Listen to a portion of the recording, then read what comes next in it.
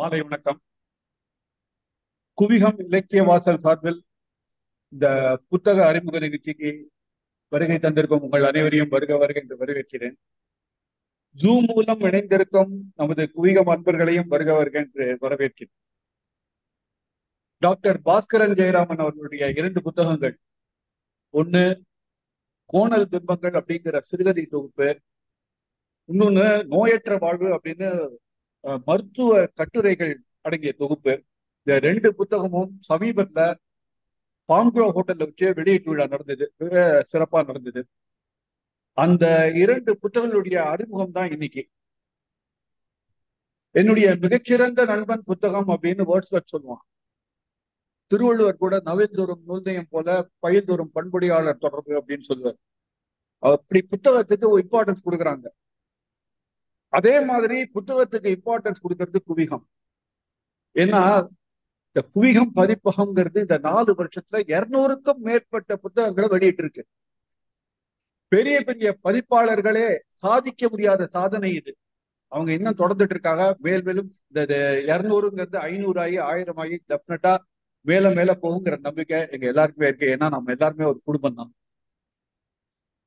இப்போ டாக்டர் பாஸ்கரன் ஜெயராமன் அவரை பத்தி சொல்லணும்னா, அவருடைய எழுத்துக்கு நான் விசிறி.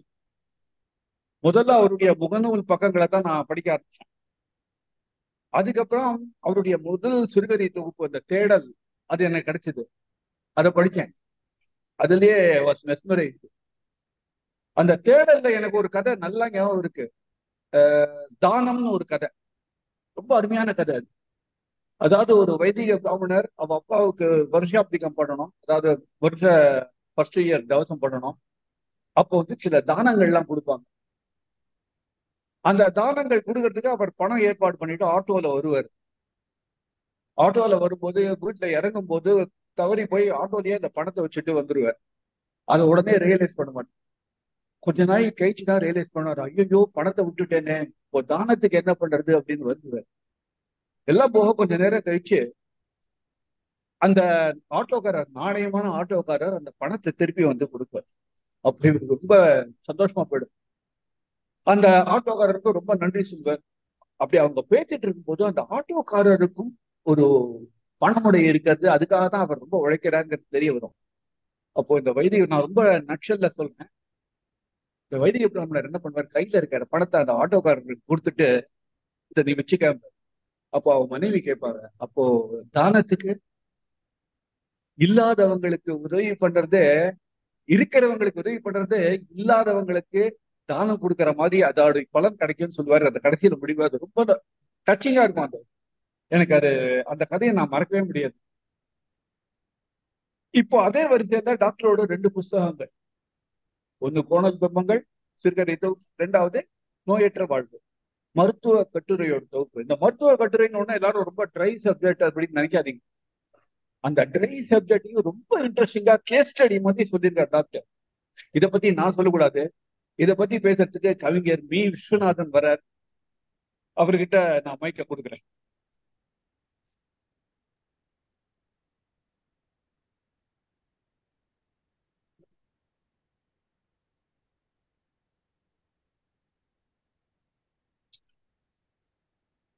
அனைவருக்கும் எனது பணிவான வணக்கங்களை தெரிவித்துக் கொள்கிறேன். இந்த நிகழ்ச்சிக்கு ஏற்பாடு செய்திருக்கின்ற குவிகம் அமைப்பிற்கும், எழுத்தாளர் மருத்துவர் அன்புமிக்க திரு பாஸ்கரன் சார் அவர்களுக்கும் என்னுடைய பணிவான வணக்கங்கள், நன்றிகள். திரு பாஸ்கரன் சார் அவர்களுடைய புஸ்தகங்களை பற்றி நண்பர் நானு அவர்கள் இப்பொழுது சொன்னார்கள். எனக்கு கொடுத்திருக்கக்கூடிய வாய்ப்பும் தலைப்பும் நோயற்ற வாழ்வே என்ற புஸ்தகத்தை பற்றிய குறிப்பு. அதை பற்றி சொல்லணும். இதுல பார்த்தீங்கன்னா நோயற்ற வாழ்வு அப்படின்னாலும் தப்பு கிடையாது, நோயற்ற வாழ்வேனாலும் தப்பு கிடையாது. இப்போ வாழ்வேங்கிறது தேற்ற ஏகாரம். ஏகாரத்துல வரும்போது அழுத்தம் திருத்தமா சொல்றதுதான், சந்தேகத்துக்கு இடமின்றி சொல்வதுதான் தேற்ற ஏகாரம் என்று சொல்லுவார்கள். அந்த வகையில நோயற்ற வாழ்வே தான் குறைவற்ற செல்வம். குறைவற்ற செல்வம் என்றால் நோயற்ற வாழ்வு. அந்த நோயற்ற வாழ்வு பற்றி தன்னுடைய அனுபவத்தினாலும் தான் சார்ந்திருக்கக்கூடிய தொழிலினாலும் தன்னுடைய கருத்துக்களை பல பத்திரிகைகளிலே கட்டுரைகளாக வடித்து அதை 23 பகுதிகளாக தொகுத்ததுதான் இந்த புத்தகம். இதில் இருக்கக்கூடிய கருத்துக்களை மாத்திரம் நான் உங்களோட பகிர்ந்து கொள்ள விரும்புகிறேன். ஆனா அருமையான புத்தகம், மறக்கிறதுக்கு முன்னாடி சொல்றேன், ஏன்னா இதுல அந்த செய்திகள்லாம் வருது. இது போன்ற புத்தகங்கள், கதை யார் வேண்டுமானாலும் எழுத முடியும். ஒரு 100 சிறுகதைகளை ஒருவன் படித்து திரும்ப திரும்ப அதிலே ஆழ்ந்து பட்டால், ஊக்கத்தோடு செயல்பட்டால் அவனால் ஒரு கதை எழுத முடியும், கவிதை எழுத முடியும், முயற்சி செய்ய வேண்டும். கட்டுரை எழுத வேண்டும், பழக பழக வரும். கற்பனை இறைவன் அருள். ஆக இந்த கட்டுரை எழுதுவது எல்லாருக்கும் சுலபம் அல்ல. அதே நேரத்துல கதை எழுதுவது, இதை போன்ற மருத்துவ கட்டுரை எழுதுவது ரொம்ப அபூர்வம், ரொம்ப அரிது.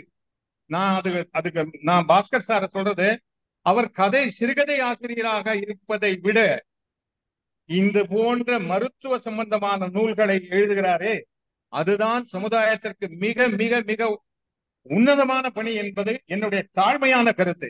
ஏனென்றால் இந்த கட்டுரைகள்ல 23 தலைப்புல நிறைய தலைப்புகளை சொல்லலாம். ஆனா இதுல பார்த்ததுனாக்க, திரிகடுகம்னு ஒரு நூல் இருக்கிறது, எல்லாருக்குமே தெரியும். நீங்க நெட்ல போனா பார்க்கலாம். திரிகடுகத்துல ஒரு திரிகடுகம்னு என்ன?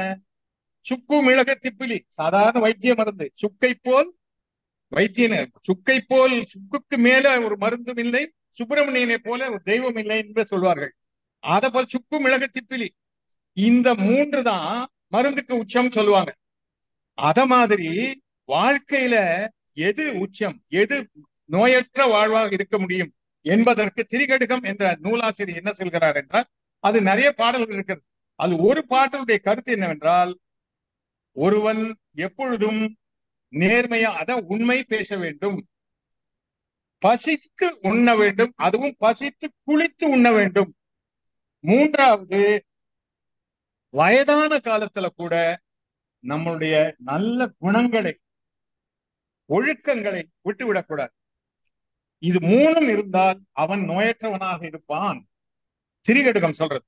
சரி, இது சொல்றது அனுபவத்துல பார்க்கிற போது இந்த புத்தகத்திலே சொல்லுகிற விஷயங்கள், முதல்ல நோயற்ற வாழ்வே என்று சொல்லும் போது சொல்ற நிறைய திரைப்பட பாடல்கள்ல கண்ணதாசன் சொன்னதெல்லாம் சொல்லி அதை இந்த சொல்றப்ப, நோயற்ற வாழ்வே, வாய் விட்டு சிரித்தால் நோய் விட்டு போகும்லாம் நம்ம படிச்சிருக்கோம். இதுல தினசரி குறைந்தபட்சம் உடற்பயிற்சி செய்யுங்கள். முதல் உடற்பயிற்சியை செய்யுங்கள். நீங்க அதுக்காக வலிந்து போய் எல்லாம் செய்ய வேண்டாம். ஒரு நாளைக்கு 2 லிட்டர் தண்ணி குடிக்கணும்னு சொல்றாங்க, அப்படிலாம் நீங்க வேணுங்கள, தாகம் எடுத்த போது குடியுங்கள். அதன் பிறகு குறைந்தபட்சம் இந்த பசி நேரத்துக்கு உணவு கொள்ளுங்கள். இந்த நச்சு தீனி இருக்குல்ல, அது நச்சுனாலே அது அப்படிதான், நச்சு தீனிங்கிறது அதுதான் வச்சாளர்னு தெரியல பேர். நச்சுங்கிற விஷம் என்ற ஒரு பொருளும் இருக்கிறது. அதனால அதை குறைத்துக் கொள்ளுங்கள். இதெல்லாம் இருந்தா உங்களுக்கு இந்த நோய்கள் பக்கத்துல வராம இருக்கும். அதற்கு உண்டான அறிகுறி இத பற்றிய ஒரு சாராம்சம் நான் ரொம்ப விளக்கி சொல்றதுக்கு, ஏன்னா அடுத்த வாரம் இருக்கு, எனக்கு கொடுத்த அவகாசத்துக்குள்ள நான் இந்த செய்தியை சொல்றேன். முதல் கட்டுரை இது அடிப்படையில சொல்ற இந்த மாதிரி இருக்கு. அதனால கவனமா, உங்களால முடிந்த அளவுக்கு, இப்போ வயதானவர்கள் இவ்வளவு தூரம் நடக்கணும், இவ்வளவு எக்ஸசைஸ், தண்டா நடக்கணும், அதெல்லாம் வேண்டியதில்லை. குறைந்தபட்சம் நடந்தா போறோம். அதுவும் உங்களால் முடிகிற அளவுக்கு ஸ்ட்ரெயின் பண்ணி நடக்காதீர்கள் என்று சொல்றார். இது எவ்வளவு உபகாரம் என்பது தெரியும். அதாவது நான் அனுபவத்துல சொல்றேன், என்னுடைய அனுபவத்துல. எனக்கு இன்னைக்கு 69 வயது நிறைவு. ஆனா இந்த நாம நல்ல ஓடிச்சாடிலாம் இருந்தவன் தான். ஒரு நாள் தெரியாம ஒரு 2-3 வருடம் கூட ஒரு டேபிள்ல ஏறி நில தடுமாறி கீழே விழுந்தேன். நல்ல தாவி தட்டோட்டிலாம் ஏறி மரங்கள்லாம் தாவினவன் தான். ஆனா இது சாதாரண ஸ்டூல்ல இருந்து கீழே விழுந்தேன். தலையில அடிபட்டது. தலையில அடிபட்டு ஆஸ்பத்திரி கூட்டு போனாங்க. நல்ல வேலை ஒண்ணுமில்லை. ஆனா தடுமாற்றம் ஏன்? வயதின் காரணமாக, மூப்பின் காரணமாக என்று அதுல ஒரு தகவல் ஒரு பின்னாடி சொல்றாரு. அப்படி வரபோது இந்த தலையில அடிபட்டா என்னெல்லாம் ஆகும் அப்படிங்கறத அவரு ஏன்னா இதுக்கு ஏன் நான் சொல்றேன்னாக்க, சில விஷயங்கள் நம்ம உதாரணங்களோட சொல்ற போது மனதுல ஈஸியா பதியும். 1000 விஷயம் சொல்றதை விட 2 விஷயம் 3 விஷயம் மனசுல பதிஞ்சாலே நம்ம வாழ்க்கைக்கு ரொம்ப எளிமையான ஒரு யதார்த்தமான விஷயத்தை நம்ம கொண்டு போறோங்கிற தைரியம் மனப்பக்குவம் நமக்கு கிடைக்கும். அதனால சொல்றேன், இந்த அலி அந்த இவர் இருக்காரு இல்லையா, இந்த பைல்வான் அந்த எல்லாம் சொல்றீங்க, அவருக்கு கடைசி காலத்துல நரம்பு பாதிச்சு அவர் இறந்து போனார் இல்லையா, அதுக்கு காரணம் என்ன சொன்னாங்கன்னா, தலையில அடிக்கடி இந்த குஸ்தி போடுற போது அடிக்கிறது வந்து தலையில தானே அடிக்கிறாங்க. இந்த தலையில அடிக்கிறதுனாலேயே அவருக்கு அந்த நரம்புகள் பாதிக்கப்பட்டு அந்த வியாதி வந்திருக்கிறது அப்படிங்கிறதான். அதனால நீங்க கூட பார்க்கலாம், சில பேர் சமயத்துல குழந்தைகளை நம்ம கொஞ்சம் போது ஓங்கி குட்டுறாங்க தலையில, அதெல்லாம் குட்டக்கூடாது என்று கிராமத்துல சொல்றது காரணமே நமக்கு தெரியாதப்போ. ஏன் குட்டினா என்ன, கபாலம் தானே, அது என்ன உடஞ்சா போயிட போறதுன்னா இல்ல, அந்த அதிர்வுகளை தாங்கினா பிற்காலத்துல அந்த குழந்தைகளுக்கு விளைவுகள் வேற மாதிரி போயிடும் அப்படின்னு பதிவு பண்றாரு. அதன் பிறகு 2வது மறதி அப்படிங்கிறது. மறதிங்கிறது வந்து எல்லாருக்கும் உள்ளதான், இது ஒன்றும் பயப்பட வேண்டியது இல்லை, ஒரு காலத்துக்கு போனா அது மாறி போகும்னு. அந்த மறதியில பலசு இருக்கு. இப்ப நான் இங்கேருந்து வரேன், உள்ள வந்துட்டேன், சார் நீங்க காபி குடிக்காம வந்துட்டீங்களே அப்படின்னு சொன்னா அது எனக்கு மறதி இல்லை, வந்துட்டேன் அவ்வளவுதான். ஆனா காபிங்கிற மனசுல ஞாபகம் இருக்கும், அது கூட மறக்காது. ஆனா நான் வந்து ஒரு ரொம்ப நேரம் ஆயிடுச்சு, என்னோட ஒரு பொருள் விலை எங்க வீட்டுல ஏதோ மறந்து ஏதோ சொன்னாங்க, மறந்தே போயிட்டேன், செய்யவே இல்லை. அது அடிக்கடி அது மாதிரி வருதுன்னா, அத மாதிரி வந்தா முதல்லயே நீங்க மருத்துவரை அணுகுங்கள். ஏன்னா அது சாதாரண முற்றாங்க. அதுக்கு ஒரு குறிப்பு ஒண்ணு சொல்றாரு. அதாவது ஒரு தெரிந்த நண்பருடைய ஒரு பஸ்ல ட்ரெயின்ல ஏத்தி விடுறாங்க பாம்பேக்கு போகணும்ட்டு. அது ட்ரெயின்ல உட்கார்ந்த உடனே, இவர் எங்க அப்பா பாம்பேக்கு போகணும், நீங்க கூட போற இல்லையா, அங்க இருந்து எங்க சொந்தக்காரன் வந்துருவா கூட்டிட்டு போயிடுவாங்கன்னு சொல்றாங்க. ஆனா இவர் வந்து போறார், நல்லா தான் இருக்காரு, பார்த்தா சரியா இருக்காரு, நல்லா இருக்காரு. ஆனா போற வழியில புனாங்கிற ஒரு ஸ்டேஷன்ல இறங்கி காபி குடிக்க போறாரு. ட்ரெயின் போயிடுறது அவருக்கு தெரியல, அவர் பாட்டு இங்கே போயிட்டார், வீட்டுல யாருக்குமே தெரியல. அப்புறம் வந்து அத பத்திரிகையில காணவில்லைங்கிற செய்தியை சொல்லி அவரை தேடி கண்டுபிடிச்ச அப்புறம் வீட்டுக்கு கொண்டு வந்த அப்புறம் அவர் சொல்றான், அந்த அப்போ டாக்டர் போது இது போன்ற வியாதி இருக்கிறது, இது வந்து முதலே கண்டறியப்பட்டு, ஆனா இதெல்லாம் முதல்லயே நீங்க முத்திரை குத்திடக்கூடாதுங்கிறதும் சொல்றாரு. இந்த வியாதி இது வியாதின்னு முதல்ல எப்படி இல்லை, எல்லா டெஸ்டும் எடுப்பாங்க, நீங்க டெஸ்ட பத்தி கவலைப்படாதீங்க. இந்த உணர்வுகள், இந்த மறதிங்கிற வியாதி எப்படி வரும், சின்ன சின்ன விஷயங்கள்லாம் சொல்றாரு. அதுக்கு ஒரு நேரம் அவகாசம் இல்லை. அதற்கு ஒரு இடத்துல ஒரு அழகான இன்னும் பதிவு பண்றாரு. இப்ப நான் உதாரணம் ஒன்னே சொல்றேன், இந்த மறதிங்க இந்த அல்சிமர் அதெல்லாம் சொல்றாங்க இல்லையா, அதான் டெம்னீஷியா, கொம்மியா போயிடுறது, ஞாபக மறதி. என்னுடைய நெருங்கிய நண்பர் கல்டக்குறிச்சியில இருக்கான், எனக்கு சொந்த ஊர் கல்டக்குறிச்சி. நிலசுவார்ந்தார்களும் நிராசுதார்களும் செல்வந்தர்களும் நிறைந்த பூமி. என்னுடைய நெருங்கிய நண்பன், அவ பெரிய செல்வந்தர், அவ குடும்பத்துல 5-6 பேர். எங்க அப்பாவுடைய சக வயதுக்காரர் கிருஷ்ணமூர்த்தின்னு, அவருடைய பையன் என் நண்பன். அவனை நான் நேர்ல பார்த்தது ஒரு 5-6 வருடம் முன்னாடி நடந்தது. செல்வம் எல்லாம் போயிடுச்சு. அவர்கள் செழிப்பாக இருந்த காலத்துல ஆலடியூர்னு ஒரு இடம் இருக்கு, மணிமுத்தார் பால்ஸுக்கு கீழே, மணிமுத்தார் மலை ஆல்டியூர், நிறைய நிலபலங்கள் அவளுக்கு இருந்தது. இவர் போய் அந்த நிலபலங்கள்லாம் கட்டி ஆண்டவர். சோ இந்த நினைவு அவர்கிட்ட இருக்கு. அவர் என்ன பண்ணுவாராம், வீட்டுல உட்கார்ந்து இருக்கும் போது பிற்காலத்துல, அவர் 4 வருஷம் முன்னாடி வீட்டுல திடீர்னு ஆளுங்க எங்க போனேன் பாருனா, இல்லடா ஆல்ரெடி போயிருந்தேன்டா அப்படின்றான். என் பையன் என் ஃப்ரெண்டு சொல்லுவான். அவங்க சரின்னு விட்டாங்க. அவருக்கு ஏதோ அதை இருக்கு, காலையில் இட்லி சாப்பிட்டா பேசாம படுத்தது இப்படியே இருந்திருக்கு. அப்புறம் திடீர்னு ஒரு நாளைக்கு போன் பண்ணான், எங்க அப்பா காணவே இல்லடா, நேத்திலேருந்தே காணல கண்ணா, எங்க போனாருன்னே தெரியலடா, 2 நாளா தேடுறோம், எங்க போனாலும் தெரியல, கிராமம் எங்க போனா தெரியலன்னா. இப்ப என்னுடைய நண்பரும் உறவினர் ஒரு டிஎஸ்பி ரிட்டையர்ட், அவர் தான் பிடிச்சு பார்த்தா ஒரு வயக்காட்டுல, ஒரு வயக்காட்டு, இந்த வயக்காட்டு ஆலடியூருங்கிற இடத்துல ஒரு வயக்காட்டுல ஒரு புதர்ல விழுந்து கிடந்து இறந்து போயிருக்காரு. இது அங்க இருக்கிறவன் ஒரு ஒரு அங்க விவசாயி பார்த்துட்டு, ஏய் இது நம்ம சாமி இல்ல அப்படின்னு சொல்லிட்டு தகவல் சொல்லி கூட்டு போனான். இது காரணம் ஏன் சொல்றேன்னா, அவன் சொல்லுவான், எங்க அப்பாவுக்கு அந்த ஆலடியூருங்கிற நிலம் அதுதான் சொல்லிட்டே இருப்பாருப்பா, நம்ம பரம்பரை நிலம் பரம்பரை நிலம்னு மத்ததெல்லாம் மறந்துடுது. அது மறக்கலடா கண்ணா. அங்க போய் விழுந்துட்டார் கடைசியில. இவங்களுக்கு யாருக்குமே தெரியல அங்க போயிருப்பாரு. எதுக்கா சொல்றேன், இந்த இது போன்ற வியாதிகளுக்கான மூல காரணத்தை எப்படி அறிந்து கொள்ள வேண்டும் என்பதற்கான ஒரு வழிகாட்டலாக இருக்கக்கூடியது இந்த புத்தகம். நான் ஏன் என்னுடைய மனப்பூர்வமான எண்ணத்தை நான் சொல்றேன், இது போன்ற புத்தகத்தை நம்ம படிக்கலாம், இது பண்ணலாம், சும்மா பேசிட்டு போறதுக்கு தான் நான் சொல்லல. ஒரு 100 பள்ளிக்கூடத்துக்கு இந்த புஸ்தகங்களை சொல்லி வாங்கி கொடுத்து லைப்ரரியில சொல்லி அந்த பர்டிகுலர் இவங்களை படிக்க சொன்னா, ஒரு வாரத்துல ஒரு ஒரு ஒரு மாசத்துல ஒரு நாள் அசம்பிளில ஒரு கட்டுரையை படிக்க சொல்லணும் குழந்தைகளை வச்சு. அப்போ நல்ல விஷயம், இந்த உடல் ஆரோக்கியத்தை பற்றிய விஷயங்கள் போய் சேரும். ஒரு கருத்து ரைட், அதை விட்டுருவோம். நான் மறக்கிறதுக்கு முன்னாடி அதுக்கு வரேன். அடுத்தாப்புல ஒரு சொல்றார், ஸ்ரீதருக்கு நகம் கடிக்கிற பழக்கம்னு சொல்லுவாங்க. டைரக்டர் ஸ்ரீதருக்கு ரொம்ப டென்ஷன் ஆயிட்டாருன்னா நகம் கடிப்பார். இப்ப நகம் கடிக்கிற பழக்கம் நமக்கு நம்மளே சொல்லுவாங்க, நகத்தை கடிக்காதரா, அது அழுக்கு வாய்க்குள்ள போகும். அதுதான் ரீசன் தான். ஆனா இந்த டென்ஷன், மனசு ரொம்ப ஸ்ட்ரெஸ் இருக்கிறவங்க, அதுக்கு ஏன் ஸ்ட்ரெஸ் வருது அதுதாப்புல பார்க்கலாம் அதுக்கு. ஆனா ஸ்ட்ரெஸ் இருக்கு, ரொம்ப கஷ்டமா இருக்கு, இப்படி எல்லாம் நினைக்கிறவங்களுக்கு தானே இதெல்லாம் வருது. கையை கடிக்கிறது, கோச்சிக்கிறது, முட்டிக்கிறது, நெஞ்சில் அடிச்சுக்கிறது, இதெல்லாம் ஏன் வருது? இந்த டென்ஷன் அவங்களால தாங்குற சக்தி அவங்களுக்கு இல்லை. அப்போ அந்த தாங்குற சக்தியை கொடுக்கறதுக்கு என்ன பண்ணணும், அதுக்கு உண்டான விஷயங்களை சொல்றாங்க. ஆனா இப்படியான ஒரு நிகழ்ச்சியை ஒரு பதிவு பண்றாரு அவர். ஒரு சமயம் அவரை பார்க்கறதுக்கு ஒரு பேஷண்ட் வராங்க. அவர் பார்த்தானாக்க அவர் அடிச்சு பறந்து போடுறாரு. இவர் தான் ஒரு இதுக்கு போறாரு. அங்க பார்த்தா அந்த பெண் குழந்தைய என்ன வயிற்று வலிக்குது சொல்றா, என்ன பண்ணுன்னு தெரியல. நான் இவரை பாத்தியா அவரை பாத்தியா தான் சொல்றாரு. இந்த டாக்டர் ரெஃபர் பண்ணு. நான் மெடிக்கல் டேர்ம்லாம் நான் யூஸ் பண்ண எனக்கு அவ்வளவு தூரம் அதுல பரிச்சயம் இல்லை. ஆனஸ்டா சொல்றேன், எனக்கு சப்ஜெக்ட் தான் தெரியுமே தவிர அந்த மெடிக்கல் டேர்ம்ல எனக்கு சொல்ல இல்லையா.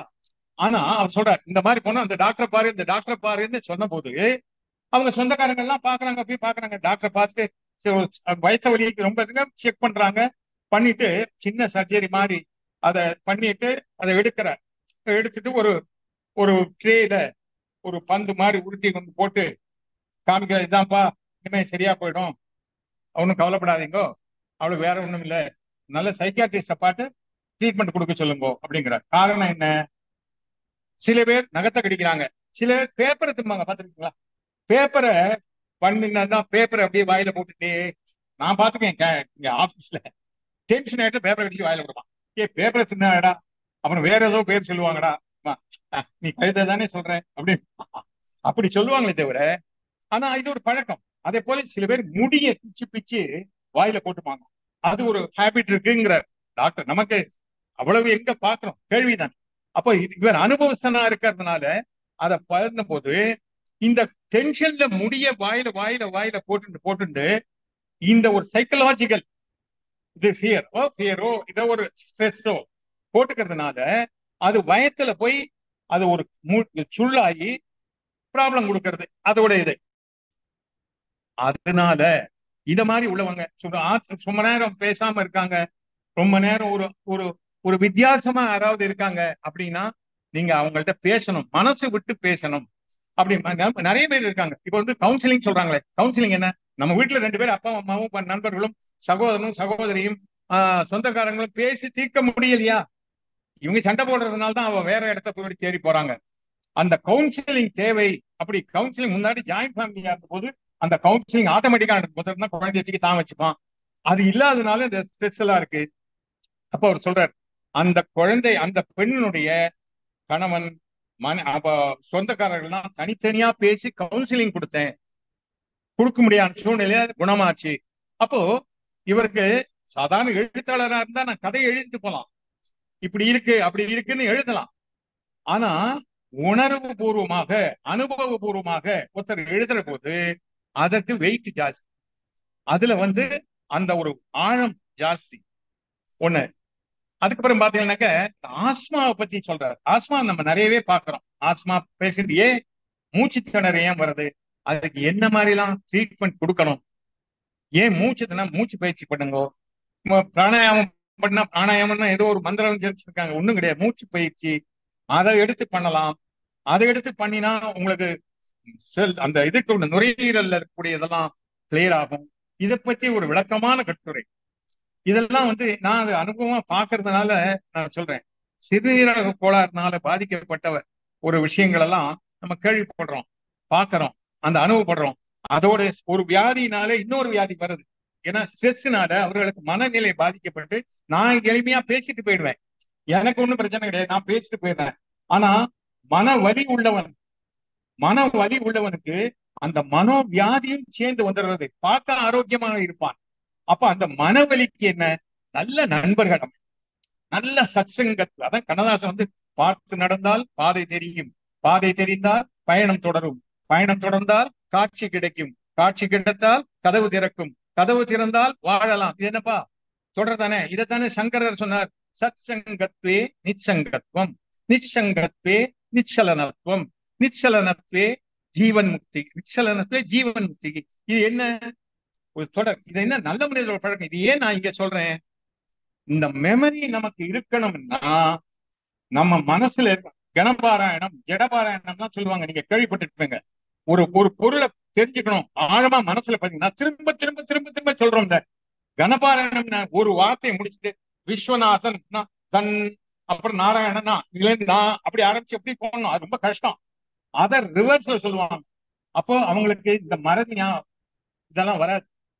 நம்ம இதுல அதுக்காகத்தான் இந்த மறதி இல்லாம இருக்கணும், மனம் பலம் இருக்கணுங்கிறதுக்கு தான் இதெல்லாம் பண்றாங்க.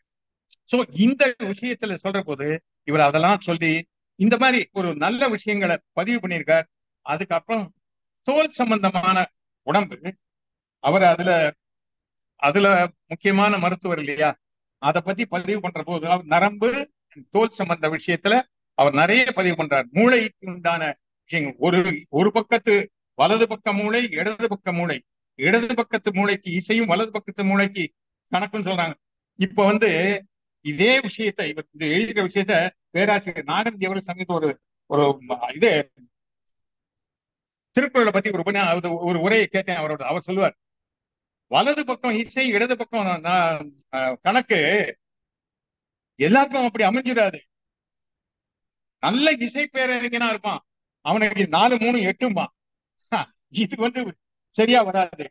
ஆனா அதுல மகா வித்வானா இருப்பான், இது நரம்பினுடைய விஷயத்தை பொறுத்தது சொல்லிட்டு அவர் அந்த ஒரு குரலுக்கு சம்பந்தப்பட்ட விஷயத்தை இதுல அவர் சொல்லுவார். உடம்புல உடம்புங்கிற இதுல மகா கனமான உடம்பு, கனமான இது பலமான எலும்பு எல்லாம் இருக்கு உள்ள. ஆனா வெளியில இதெல்லாம் பாதுகாக்கிறது தோல். ஒரு கிழிச்சா கிழிஞ்சக்கூடிய தோல் தான் இவ்வளவுக்கும் காரணமா இருக்கு. இந்த தோலை நீ கவனமா பாத்துக்கோ, அந்த கட்டுரைகள தோலை கவனமா பாத்துக்கோ. ஏன் ஒரு லேசா ஒரு ஒரு கீறல் விழுந்தா கூட அதுக்கு இல்ல.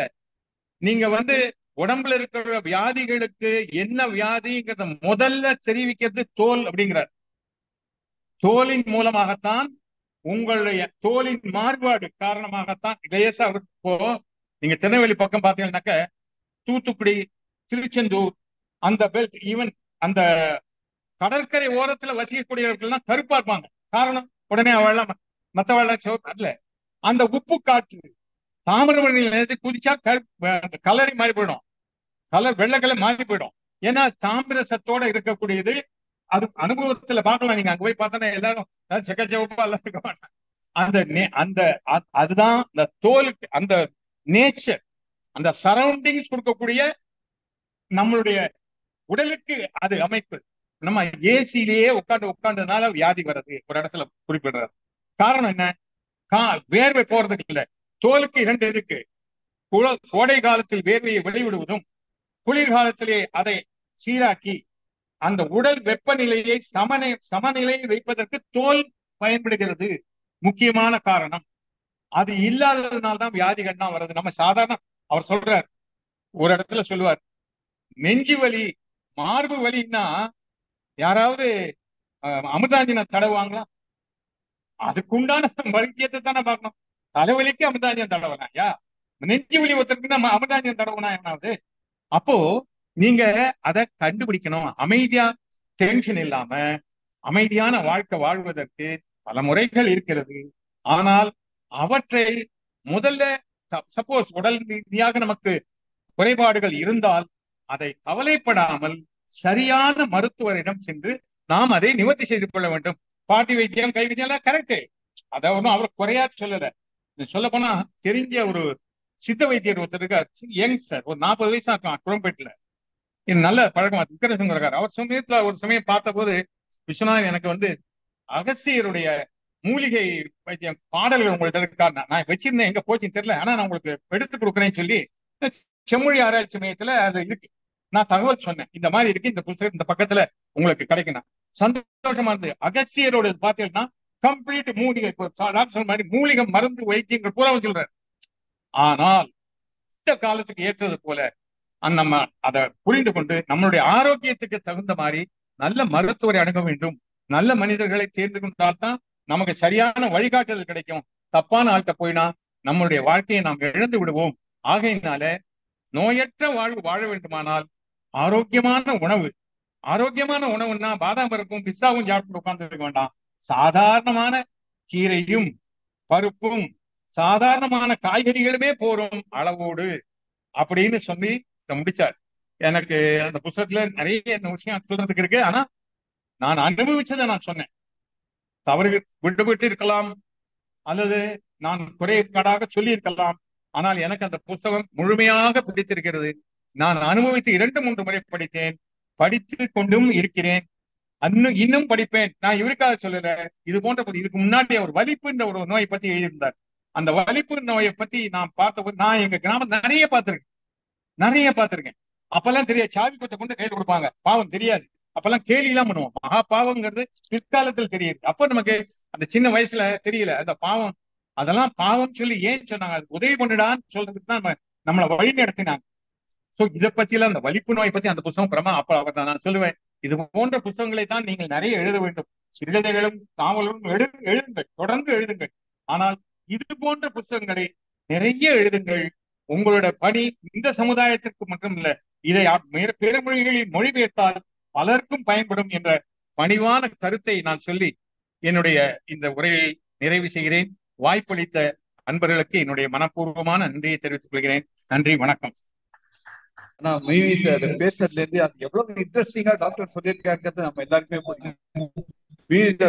மெடிக்கல் டேர்ம்ஸ்லாம் எனக்கு தெரியாதுன்னு சொன்னாரு. உண்மைதான், நமக்கு அவருக்கு யாருக்குமே தெரியாது. 2 நாள் முன்னாடி ஒரு நாடகம் பார்த்தேன். அந்த நாடகத்துல அந்த நாடக ஆசிரியர் தன்னுடைய நாலேஜை காட்டணுங்கிறதுக்காக ஒரு சீன் முழுக்க ஃபுல்லா மெடிக்கல் டேர்ம்ஸா சொன்னார். ஆடியன்ஸ் அது என்னன்னு ஒரு 2 வார்த்தையில சொல்லிட்டான். அந்த ஒரு பாதிப்பு என்னன்னு ஒரு 2 வார்த்தையில சொல்லிட்டு அந்த சீனை முடிச்சிருக்கோம். இல்ல அந்த சீனே தேவையில்லை, ஒரு டைலாக்ல சொல்லிட்டு போயிருக்கலாம். அவர் சொன்னது ஒரு ஆனா அந்த மெடிக்கல் டேர்ம்ஸ் சொன்னாலும் அதை நமக்கு புரியும்படியா சொல்லியிருக்காரு டாக்டர். அங்கதான் அவருடைய சிறப்பு. இப்போ நிகழ்ச்சியோட அடுத்த கட்டத்துக்கு சொன்னேன். நான் ஏற்கனவே சொன்ன மாதிரி அடுத்தது கோணல் பிம்பங்கள். டாக்டர் பாஸ்கரன் ஜெயராமனோட கோணல் பிம்பங்கள் சிறுகதை தொகுப்பு. அருமையான இல்ல, எனக்கு அந்த கோணல் பிம்பங்கள்ல அந்த டைட்டில், அந்த டைட்டில் இருக்கிற முரணே பிம்பங்கள் தானே, நம்முடைய பிரதிபலிப்பு தானே. ஆனா நம்முடைய மூலமா இருக்குன்னா அது என்ன, அந்த சிந்தனையும் ஒரு நல்ல சிந்தனையா எனக்கு பட்டது. அருமையா அந்த கதையில சேர்க்கிறார். அதை பத்தி நான் சொல்ல போறது இல்லை, மந்திரமூர்த்தி சார் சொல்ல போறார். மந்திரமூர்த்தி சார வருகன்னு வரவேற்கிறேன். அனைவருக்கும் அன்பான வணக்கங்கள். நேரலையில் இணைந்திருக்கின்ற நண்பர்களுக்கும் அன்பான வணக்கம். நண்பர்களே, டாக்டர் பாஸ்கரன் அவர்கள் இந்த கோணல் பிம்பங்கள், நோயற்ற வாழ்வே என்ற இந்த 2 நூல்களையும் வெளியிட்ட பொழுது அந்த 2 நூல்களையுமே நான் அரங்கிலேயே பெற்றுக்கொண்டேன். இது இந்த கோணல் பிம்பங்கள் என்ற சிறுகதை தொகுப்பு அவருடைய 4வது சிறுகதை தொகுப்பு. இதற்கு முந்தைய சிறுகதை தொகுப்புகளையும் டாக்டர் பாஸ்கரன் அவர்களினுடைய கதைகளை நான் வாசித்திருக்கிறேன்.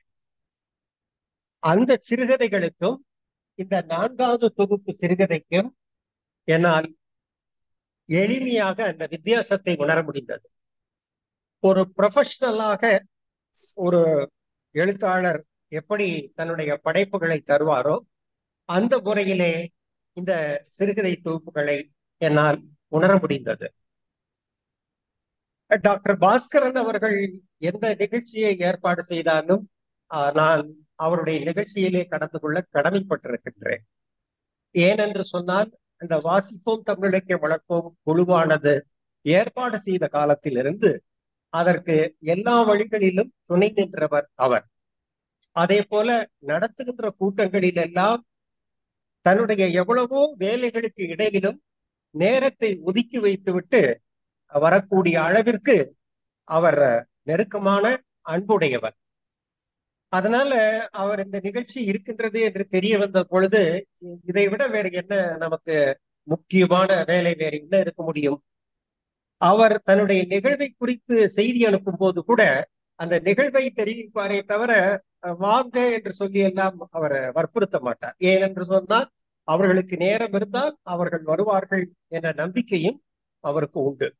அது டாக்டர் பாஸ்கரன் அவர்களுடைய சிறப்பான பண்பு என்பதை சொல்லிக்கொண்டு, இந்த சிறப்பான சிறுகதை தொகுப்பிலே எனக்கு மிகவும் பிடித்த ஒரு 4 சிறுகதைகளை லேசாக தொட்டு காட்ட விரும்புகிறேன். ஏனால் கொடுக்கப்பட்ட நேரத்திற்குள்ள மிகச் சரியாக நான் முடிக்க வேண்டும். நான் 4 சிறுகதைகள் என்ன அப்படிங்கிறதையும் தெரிவிச்சிடுறேன். இந்த நூலை வாசிப்பதற்கு முன்னாலே இதிலே ஒரு அற்புதமான அணிந்துரையை வேதகோபாலன் அவர்கள் எழுதியிருப்பதாக பலரும் பேசினார்கள். அந்த நூல் வெளியீட்டு விழாவின் போது ஒரு அற்புதமான உரையை வேதகோபாலன் அவர்களும் அந்த நிகழ்விலே நிகழ்த்தினார். ஆனால் நான் அந்த அணிந்துரையை நான் வாசிக்கவில்லை இதுவரை.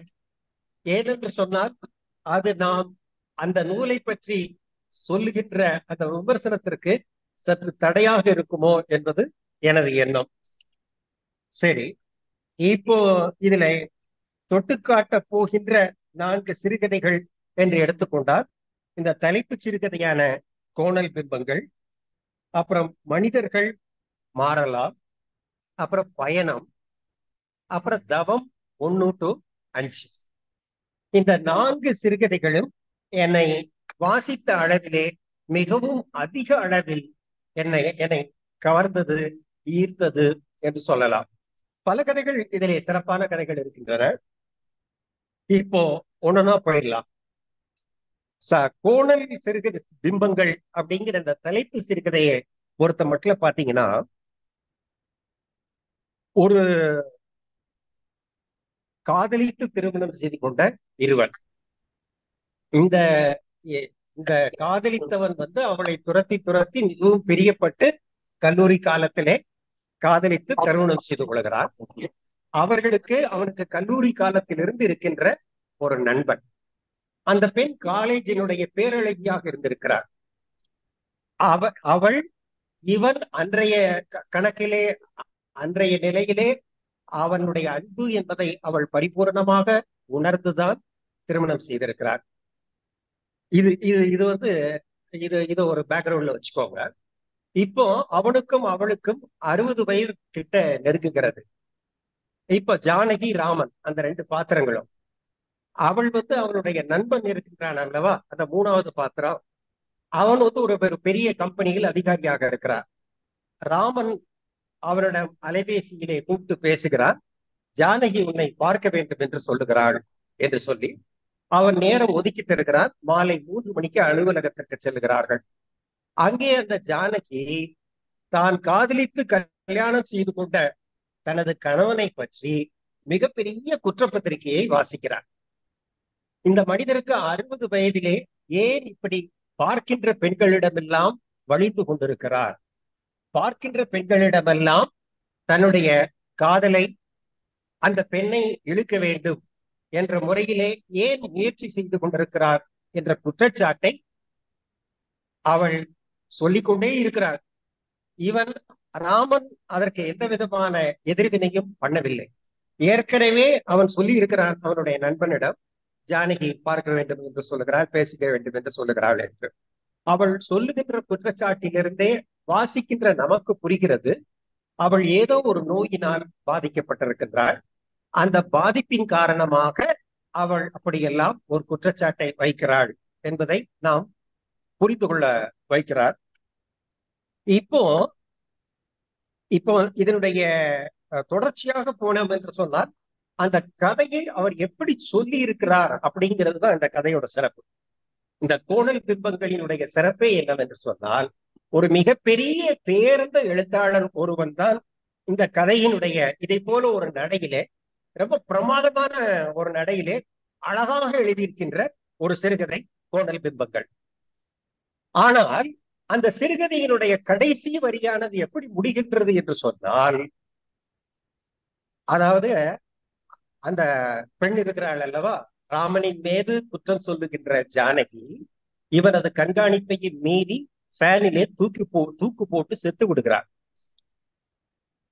அதை ராமன் அவனுக்கு போன் பண்ணி, நண்பனுக்கு போன் பண்ணி சொல்லுகிறான். அவன் பார்க்க வருகிறான். பார்க்க வருகின்ற பொழுது அவனுடைய பக்கத்திலே ஒரு பெண் இருக்கிறாள். இவள் தான் லதாவாக இருக்கும். ஏனென்று சொன்னால், அந்த செக்ரட்டரிக்கும் அந்த கதையினுடைய தலைவன் ராமனுக்கும் தொடர்பு என்று ஜானகி, அந்த நான் சொன்னேன் அல்லவா, அவர்கள் இருவருக்குமான நண்பன், அவனிடம் சொன்ன குற்றச்சாட்டு, அந்த குற்றச்சாட்டு. அப்போ அவள்தான் அதை தவறாக உணர்ந்திருக்கிறாளே தவிர அவங்க ரெண்டு பேருக்கு இடையில எந்த தொடர்பும் இல்லை. ஆனால் அந்த சிறுகதையிலே இருக்கின்ற அந்த கடைசி வரியானது வாசிக்கின்ற வாசகனை சற்று திசை திருப்புவது போல் இல்லையா என்பதை கதாசிரியர் விளக்க வேண்டும். இது இது இந்த அளவிலே மிகவும் அற்புதமான தொகுப்பினுடைய இந்த தலைப்பையும் அந்த சிறுகதைக்கு அவர் வைத்ததை டாக்டர் பாஸ்கரன் அவர்களை மிகவும் பாராட்ட வேண்டும். அப்புறம் அந்த மனிதர்கள் மாறலாம்ங்கிற கதையை பொறுத்த மட்டும் நமக்கு ஏதோ ஒரு விதத்திலே நம்மளுடைய திறமையை மதிக்காமல் உதாசீனப்படுத்தியவர்களை வாழ்க்கையின் ஏதோ ஒரு கட்டத்திலே நாம் வென்று விட்டோம் என்று சொன்னால் நமக்கு ஒரு பெருமிதம் ஏற்படும். அப்படி இந்த கதையினுடைய கதாநாயகனுக்கு அந்த கதாநாயகனினுடைய நெருக்கமான இவன் காதலித்த பெண்ணினுடைய அம்மா, இவன் ஏழை என்பதற்காக தனது இரண்டாவது மகளை அவனுக்கு கல்யாணம் செய்து கொடுக்க மறுத்து விடுகிறான். இவன் வாழ்க்கையினுடைய ஒரு மிக உயர்ந்த உச்சக்கட்டத்தை அடைந்து கார் மற்ற வசதிகளோடு இருக்கிறார். அவள், அந்த பெண், தன்னுடைய மகளை கல்யாணம் செய்து கொள்ள முடியாது என்று மறுத்தவள் தன்னுடைய சொத்துக்களை எல்லாம், நிறைய சொத்துக்களை இழக்கிறாள். இருக்கின்ற சொத்துக்களையும் அந்த ரெண்டு மகள்களினுடைய வற்புறுத்தலினாலே விற்று அவர்களுக்கு ஒரு பங்கு கொடுத்து விட்டு இவள் பேங்கிலே டெபாசிட்டில் போட்டு அந்த வட்டியை வாங்கி குடும்பம் நடத்துகிறாள். இவனுக்கு அந்த பேக்ரவுண்ட் தெரியாது. ஆனா இவன் அந்த பெண்ணினுடைய மூத்த மகளினுடைய கல்யாணத்திற்காக விழுந்து விழுந்து வேலை செய்தவன். அவன் காதலித்த பெண்ணும் இவனை கைப்பிடிக்க வேண்டும் என்பதற்காக அவளது அம்மாவிடம் சண்டையெல்லாம் போடவில்லை. பொறுத்து பார்க்கலாம், அவன் வாழ்க்கையிலே எப்படி முன்னேறுகிறான் என்பதை பார்க்கலாம் என்ற எதிர்ப்பு குரலை கூட அவள் கொடுக்கவில்லை. இந்த கதையினுடைய கதையெல்லாம் சரிதான். ஆனா அந்த கதையினுடைய இறுதியிலே வருகிறது அல்லவா, ஒரு புனைகதை அந்த கதைகளினுடைய அடிப்படையான கேரக்டர், அந்த ரெண்டு மகளினுடைய குணாதிசயங்களாக டாக்டர் எதை எழுத்தாளர் அந்த கதையிலே முன்வைத்திருக்கிறாரோ அதற்கு முரண்பாடாக அவர்கள் இருவரும் கதையினுடைய கடைசியிலே நடப்பதாக எழுதியிருக்கிறார். அது வாழ்க்கையிலே, நிஜ வாழ்க்கையிலே அது நடக்க கூட செய்யும். ஆனால் நீங்கள் புனைவு சிறுகதையாக எழுதுகின்ற பொழுது வாசிக்கின்ற வாசகனுக்கு அது நிறைவு தராது. எனவே அந்த குணாதிசயங்கள் அடிப்படையிலே அவள் அதற்கு வேறு ஏதாவது ஒரு காரணங்கள் சொல்லலாம். அவர் தான் கண்ட காட்சியவே அப்படியே அந்த சொல்ல வேண்டும் என்ற அவசியம் கிடையாது. அது அது என்னை பொறுத்த அளவிலே அது அந்த கதையினுடைய நோக்கத்தை, அந்த கதை வாசகனுக்கு சென்று செல்லக்கூடிய நோக்கத்தை சற்று தடை செய்கின்றதோ என்ற எண்ணம் எனக்கு ஏற்படுகிறது. அப்புறம் பயணம்ங்கிற மூணாவது சிறுகதை, இது ரொம்ப ஒரு அழகான கதை. ஒரு வக்கீல் குமாஸ்தா, அவர் மிக புகழ்பெற்ற ஒரு கிரிமினல் லாயரிடம் வேலை செய்கிறார். அவருக்கும் அவருடைய மனைவிக்கும் இருக்கின்ற அன்பு, அந்த வக்கீல் குமாஸ்தா தன்னுடைய மனைவியானவள் சுயமாக இயங்க வேண்டும் என்பதிலே மிகுந்த அக்கறை உடையவர். அதனால கல்யாணமான காலத்திலிருந்து அவளை தனிப்பட்ட முறையிலே எல்லா செயலையும் செய்ய வேண்டும் என்பதற்காக பழக்குகிறார். தனியாக கோயிலுக்கு போ, என்னை எதிர்பாராதே இந்த வேலைக்கு என்றெல்லாம் சொல்லி. இந்த கதை எங்க ஆரம்பிக்கிறது என்று சொன்னால், இந்த கதையினுடைய வக்கீல் குமாஸ்தா கண்ணாடிக்குள் இருக்கிறார், இறந்த பிணமாக உள்ளே இருக்கிறார். அவனுடைய நினைவலைகளானது சுழலுகிறது. அப்படி அந்த கதை போகுது.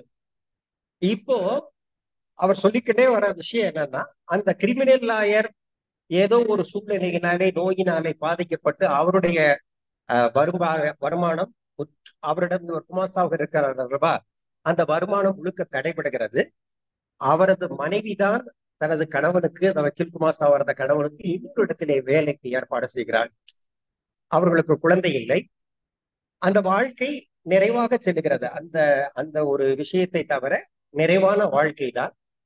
ஆனால் இந்த மனிதருக்கு வாழ்வினுடைய கடைசி கட்டத்திலே டிமினிஷியா என்ற ஒரு நோய் வருகிறது. அனைத்தையும் மறந்து போகிறார். இந்த பெண் அவளுக்கு ஆற்ற வேண்டிய கடமைகளை எல்லாம் ஆற்றுகிறாள். அவ்வளவு கடமைகளையும் ஆற்றுகிறாள். அதெல்லாம் சொல்லிட்டு அந்த அந்த அந்த தன்னுடைய கணவனினுடைய உடலை அவன் என்ன நோக்கத்திற்காக இருந்தானோ அதே போல அரசாங்க ஆஸ்பத்திரியினுடைய அவனுடைய உடலையும் ஒப்படைக்கிறார். 4 பேருக்கு பயன்படட்டும் என்ற நோக்கத்தோடு. அதை சொல்லிட்டு கடைசியிலே ஒரு செய்தி அதே போல்தான் இங்கேயும் வருகிறது. அது ஒரு ட்விஸ்டுக்காக இருக்க வேண்டும் என்பதற்காக வைத்திருப்பார் என்று நினைக்கிறேன். அவளும் தன்னுடைய கணவனை மாதிரி அந்த டிமினிஷியா நோயினால் பாதிக்க நினைவுகளை மறக்க தொடங்கி இருந்தாள் என்று சொல்லி,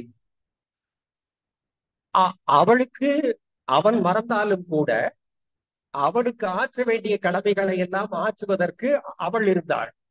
ஆனால் அவள் தன்னுடைய நினைவுகளை எல்லாம் இழக்க ஆரம்பித்தால் அவளுக்கு தொண்டாற்றுவதற்கு யார் இருக்கிறார்கள் என்ற வினா வாசிக்கின்ற வாசகனுக்கு எழுகிறது அல்லவா? அப்போ இவ்வளவு காலங்களாக அவனோடு வாழ்ந்து நல்ல வாழ்க்கை வாழ்ந்து குடும்பத்திலும் அமைதியை உண்டாக்கி வாழ்க்கை முழுக்க துணை இருந்த பெண்ணுக்கு கடைசியிலே இப்படி ஒரு வாழ்க்கை அமைகின்றது போல அது முடிகிறது அல்லவா என்பது என்னுடைய இன்னொரு கேள்வி. அப்புறம் 4வது சிறுகதை, இதுவும் ஒரு அற்புதமான ஒரு சிறுகதை. அதை ஒரு 5 பகுதியாக பிரித்து எழுதியிருக்கிறார். தவம் என்ற தலைப்பிலே ரொம்ப அருமையான நடையிலே இன்றைய கால இளைஞர்கள் இருவர் காதலிக்கிறார்கள். அவர்கள் இருவருக்கு இடையிலே இருக்கக்கூடிய நட்பு. அந்த பாட்டியாக ஒரு பாத்திரம் இந்த கதையிலே வருகிறது. ஒரு அற்புதமான ஒரு கேரக்டர். சின்ன சின்ன என்ன ஊர் சார் அது? சின்ன அந்த சின்ன குடி மாயவரத்திற்கும் திருவாரூருக்கும் இடையிலே இருக்கக்கூடிய ஒரு ஊர். அந்த ஊரை பற்றிய வர்ணனைகள், அந்த அம்மா, அந்த பாட்டியம்மா வருகிறாள் அல்லவா, அந்த பாட்டியம்மாவினுடைய குணாதிசயங்களை பற்றிய செய்திகள் எல்லாம் வாசிக்கின்ற வாசகனை அப்படி ஈர்க்கின்றன. அவ்வளவு அழகான முறையிலே அதையெல்லாம் கொண்டு செல்கிறார். இந்த கிராமத்திலே இருக்கக்கூடிய ஒரு வாழ்க்கையானது எப்படி இருக்கிறது, ஒரு அக்ரஹாரத்தினுடைய வாழ்க்கையானது எப்படி இருக்கிறது என்பதை இந்த கதையிலே ரிசர்ச் பண்ணுகின்ற அந்த காதலர்கள் இருவரும் இந்த பாட்டியை வைத்து படம் எடுக்கிறார்கள், ஊரை படம் எடுக்கிறார்கள், இவளை பேட்டி காண்கிறார்கள். இப்படி கதை போய்கிட்டு இருக்குது. ஏற்கனவே அவர் அந்த கதையினுடைய தொடக்கத்திலேயே சுட்டி காட்டுகிறார். இந்த பாட்டியுடன் 30 வயதிலேயே அவளுடன் இயல்பான இல்வாழ்க்கையை வாழ முடியாமல் அவளது கணவர் அவளை விட்டு நீங்கி விடுகிறார். ஏனென்று சொன்னால் அவருக்கு இல்லறத்திலே ஈடுபாடில்லை. இந்த பெண்ணானவள் வாழ்க்கையிலே துக்கத்தை அனுபவித்துக் கொண்டிருக்கிறாள். அந்த அவள் துக்கத்தில் இருக்கிறாள் என்ற ஒரே காரணத்திற்காக, அவளது வறுமையில் இருந்து மீட்க வேண்டும் என்ற ஒரே காரணத்திற்காக இவர் அந்த பெண்ணை கல்யாணம் பண்ணிக்கிறார். அப்போ அவள் துக்கத்திலிருந்து மீட்க வேண்டும் என்பதற்காக அவர் கல்யாணம் செய்து கொண்டாரே தவிர அவருக்கு இல்வாழ்க்கையில விருப்பமில்லை. அதனால இவள் 30 வயது இருக்கும், அந்த பெண்ணுக்கு 30 வயது இருக்கும் பொழுது இவர் அந்த பெண்ணை விட்டு நீங்கிட்டு கடிதமும் எழுதி வைத்து விட்டு அதற்கு சென்று விடுகிறார். எனக்கு இதுல விருப்பமில்லை, என்னுடைய அவ்வளவு சொத்துக்களையும் உன்னுடைய பெயருக்கு மாற்றி விட்டேன் என்ற தகவல்களை எல்லாம் தெரிவித்து விட்டு அவ்வளவு டாக்குமெண்ட்ஸையும் இது பண்ணிட்டு போயிடுறாரு. இந்த பாட்டியம்மா வந்து ஒரு நிறைவான வாழ்க்கையை தன்னுடைய கணவன் போய்விட்டாலும் கூட அவள் 4 பேருக்கு பயனுள்ள ஒரு வாழ்க்கையை வாழ்கிறாள். இந்த படம் இந்த செய்திகள் எல்லாம் அவர்கள் பேசும் பொழுது அங்கங்கே அப்படி எப்படி தொட்டி காமிச்சுட்டே போறார். இந்த படம் கதை முடியணும்ல, லிங்க் வேணும்ல. இந்த படம் இவங்க கல்கத்தால இருக்காங்க, இவங்க 2 பேரும். பூர்வீகம் திருநெல்வேலி, தஞ்சாவூர் ஏரியாவை சார்ந்தது. அந்த பெண் திருநெல்வேலி என்று எழுதியிருக்கிறார் என்று நினைக்கிறேன். இப்போ இவங்க 2 பேரும் கல்கத்தாவுக்கு போறாங்க. அந்த கல்கத்தாவுக்கு அங்கே இருக்கக்கூடிய அந்த கோவிலிலே பூஜை செய்கிறார்கள். அப்புறம் இந்த படத்தை அந்த போலூர் பக்கத்திலே இருக்கக்கூடிய அவர்களுக்கு மதிப்பிற்குரிய ஒரு குருஜி சாமியாரிடம் சொல்லுகிறார்கள். அந்த ஊர் பேரை சொன்னவுடன் அவர் சற்று அதிர்ச்சி ஆகிறார். அப்புறம் அந்த படத்தை எல்லாம் பார்த்தவுடன் அந்த படத்திலே இருக்கிற பெண்மணி தன்னுடைய மனைவிதான் என்று அந்த சாமியார் உணர்கிறார். இவர்களுக்கும் அது தெரிய வருகிறது. உடனே அந்த ஊருக்கு சொல்லி அந்த ஊரில் இருக்கிற ஒரு நண்பர் மூலமாக இவளை அங்கே அழைத்து வாருங்கள் என்று சொல்லுகிறார்கள். இங்கேதான் கதையை வந்து ஒரு கதாசிரியன் எவ்வளவு அழகாக சொல்லுகிறான் என்பதற்கு ஒரு எடுத்துக்காட்டு அதுதான். அந்த இந்த பாட்டி என்ன சொல்கிறாள் என்று சொன்னால், அவர் வாழ்க்கையிலே ஒரு குறிக்கோள் வைத்திருந்தார். அவனுடைய நோக்கம் ஒன்றாக இருந்தது. அவர் என்னுடைய துயரை கண்டு என்னை கல்யாணம் செய்து கொண்டார். ஆனால் அவருடைய சிந்தனை எல்லாம் துறவற வாழ்க்கையின் மீதும் தொண்டு வாழ்க்கையின் மீதும் இருந்தது. நான் எப்படிப்பட்ட வாழ்வை எனக்காக ஒரு தவ வாழ்க்கையை அமைத்துக் கொண்டவனோ அந்த வாழ்க்கையை நான் சிறப்பான முறையிலே வாழ்ந்தேன். இருவருமே நிறைவான வாழ்க்கையை வாழ்ந்திருக்கிறோம். நான் இப்போது அங்கு செல்வதனாலே நான் அடையக்கூடிய பயன்தான் என்ன? அல்லது அவருக்கு ஒரு குற்ற உணர்வு பார்ப்பதனால் கூட ஏற்படக்கூடும். எனவே நான் அவரை இந்த 50 ஆண்டுகள் ஆன பின்னாலே அவரை பார்க்காமல் இருப்பதுதான் எங்கள் இருவருக்குமே நலமாக இருக்கும் அப்படின்னு சொல்லி பாட்டி மறுக்கிறார்.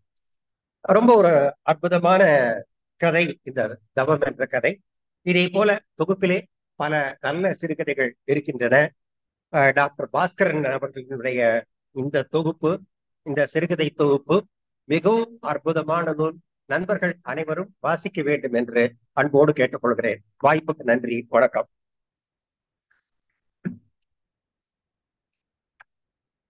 நன்றி மந்திரமூர்த்தி சார், அருமையான ஒரு அறிமுகம் செஞ்சீங்க. நீங்க சொன்ன மாதிரி அந்த தவம் சிறுகதையில அந்த பாலாம்பாள் பாட்டி அந்த கடைசி வரியை படித்ததுக்கு அப்புறம் அந்த பாலாம்பாள் பாட்டியோட வீட்டுக்கு போயிட்டு நாம ஒரு வாரம் இருக்க மாட்டோமாங்க ஒரு ஏக்கம் நம்ம மனசுல வரும். ஏன்னா அவ காட்டுற அன்பு, பரிவு, பாசம் அது ரொம்ப அருமையா எழுதியிருப்பார் டாக்டர். அதே மாதிரி இந்த தொகுப்புல எனக்கு பிடிச்ச இன்னொரு கதை ஒண்ணு இருக்கு. அது அவரே தான். அது வேற ஒன்றும், அது ஒரு வித்தியாசமான கற்பனை.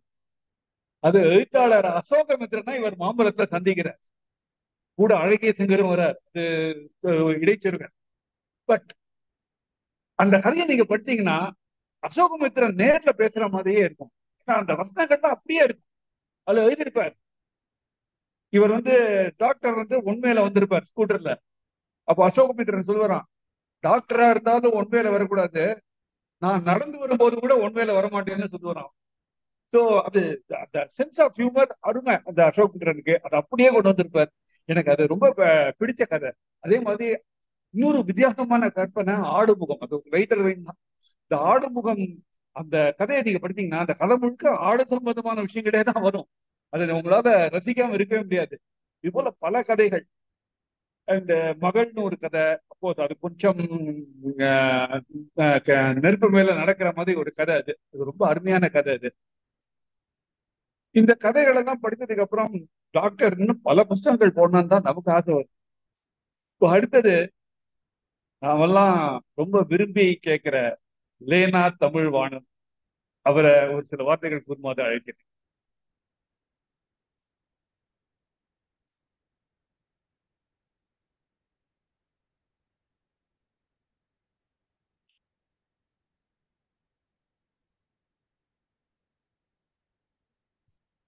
மணக்கோலம் பார்க்க வந்தேன் மணமகளானேன் என்று கண்ணதாசன் பாடுவார். உங்களுள் ஒருவனாக, ஒரு பார்வையாளனாக கடைசி வரிசையிலே அமர்ந்து சீனிவாசன் அவர்களும் மந்திரமூர்த்தி அவர்களும் தருகிற இந்த அற்புதமான உரையை கேட்பதற்காக வந்த என்னை மேடையேற்றி அழகு பார்க்கிற ஒரு ஆவலிலே என்னுடைய அருமை தோழர், பள்ளி தோழர் டாக்டர் ஜே பாஸ்கரன், விழாநாயகர் பாஸ்கரன் அவர்களே, அற்புதமாக நினைப்புரை தந்து கொண்டிருக்கிற நானு அவர்களே, அண்ணா பாலசுப்ரமணியம் அவர்களே, 2 நூல்களை விமர்சித்து பேசியிருக்கிற அற்புதமான ஆய்வுரையாளர்களே, அரங்கிலே வந்திருக்கிற அன்பு உள்ளங்களே, குவிகம் அமைப்பினுடைய கிருபா அவர்களே, அமெரிக்காவிலே இருந்தாலும் அங்கே இருந்து பார்த்து கொண்டிருக்கிற என்று நான் நம்புகிற சுந்தர்ராஜன் அவர்களே, அரங்கிலே கூடியிருக்கிற அன்பு நெஞ்சங்களே, திருமதி கலா அவர்களே, அனைவருக்கும் வணக்கம். இந்த மேடையிலே எனக்கு முன்பாக பேசியவர்கள் இந்த நூலை ஆழ்ந்து படித்து விட்டு வந்திருக்கிறார்கள் என்பதை நான் உறுதியாக சொல்ல முடியும். மணிமேகலை பிரசுரத்திலே நாங்களும் ஒரு நூல் வெளியிட்டோம். அதிமுக அமைச்சரவையில் இருந்த ஒரு அமைச்சரை கூப்பிட்டோம். அவர் வந்தார். அந்த புத்தகத்தை சுத்தமாக ஒரு தொட்டு கூட பார்க்கவில்லை என்பது அவருடைய பேச்சிலே புரிந்தது. இந்த நூலிலே ஒப்பற்ற முறையிலே இந்த நூலாசிரியர்கள் மிகச் சிறப்பாக அருமையாக எழுதியிருக்கின்றார்கள். இப்படிப்பட்ட நூல்கள் வர வேண்டும், இது ஆக்கமும் ஊக்கமும் தருகிற நூலாக இருக்கிறது என்பதை நான் பார்க்கிறேன். இப்படியே அடிக்கினே போறாரு. அட பாவி மனுஷா, ஒரு கார்ல வர்ற நேரமாவது ஒரு புரட்டி, ஒரு சம்பவம், ஒரு உதாரணம், ஒரு பேஜ் படிக்கலாம்ல. எத்தனை உதவியாளர் இருக்காங்க, எல்லா அமைச்சர்களுக்கும் 3 PA குறைஞ்சபட்சம். அவங்க கிட்ட கொடுத்து ஒரு குறிப்பு எடுத்துக்கூடியான்னு சொன்னா அவங்க கொடுத்துருப்பாங்க. ஆனா இன்னைக்கு பேசின 2 ஆய்வுரையாளர்களும் கொஸ்டின் பேப்பர் அவுட் பண்ண மாதிரி ஆக்கிட்டாங்க. எல்லாம் உள்ள இருக்கிறதெல்லாம் உடைச்சு எல்லாத்தையும் சொல்லி விட்டுட்டாங்க. இதுல என்ன ஆபத்துன்னா, நல்லா படிச்சிருக்காங்கிறது நல்லா தெரியாதே தவிர கொஸ்டின் பேப்பர் அவுட் ஆனதுனால இந்த புத்தகத்தை வாங்க மாட்டாங்கன்னு எனக்கு ஒரு பயம் வந்துச்சு. ஏன்னா எல்லாத்தையுமே சொல்லிட்டீங்க நீங்க, என்ன இருக்கு.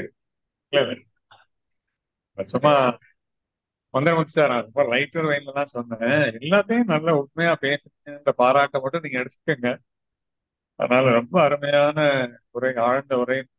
சீனிவாசன் சார் சொன்ன கருத்துல எனக்கு ரொம்ப உடன்பாடு. என்னன்னா, என்னுடைய நண்பருடைய படைப்புகள்ல கதைகள், சிறுகதைகள், நாவல்கள்லாம் அதை விட மருத்துவம் சார்ந்து அவர் எழுதுற நூல்லாம் இருக்கு இல்லையா, அதுலதான் எனக்கு ரொம்ப அளவு கடந்த ஈடுபாடு.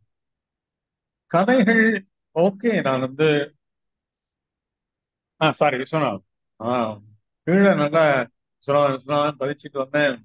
மேடைக்கு வந்த பிறகு அதை எவ்வளவு சீனிவாசன் அவர் மன்னிக்கணும் சார், ஆனா உங்களை தான் நான் குறிப்பிடுறேன். என்னன்னா, இந்த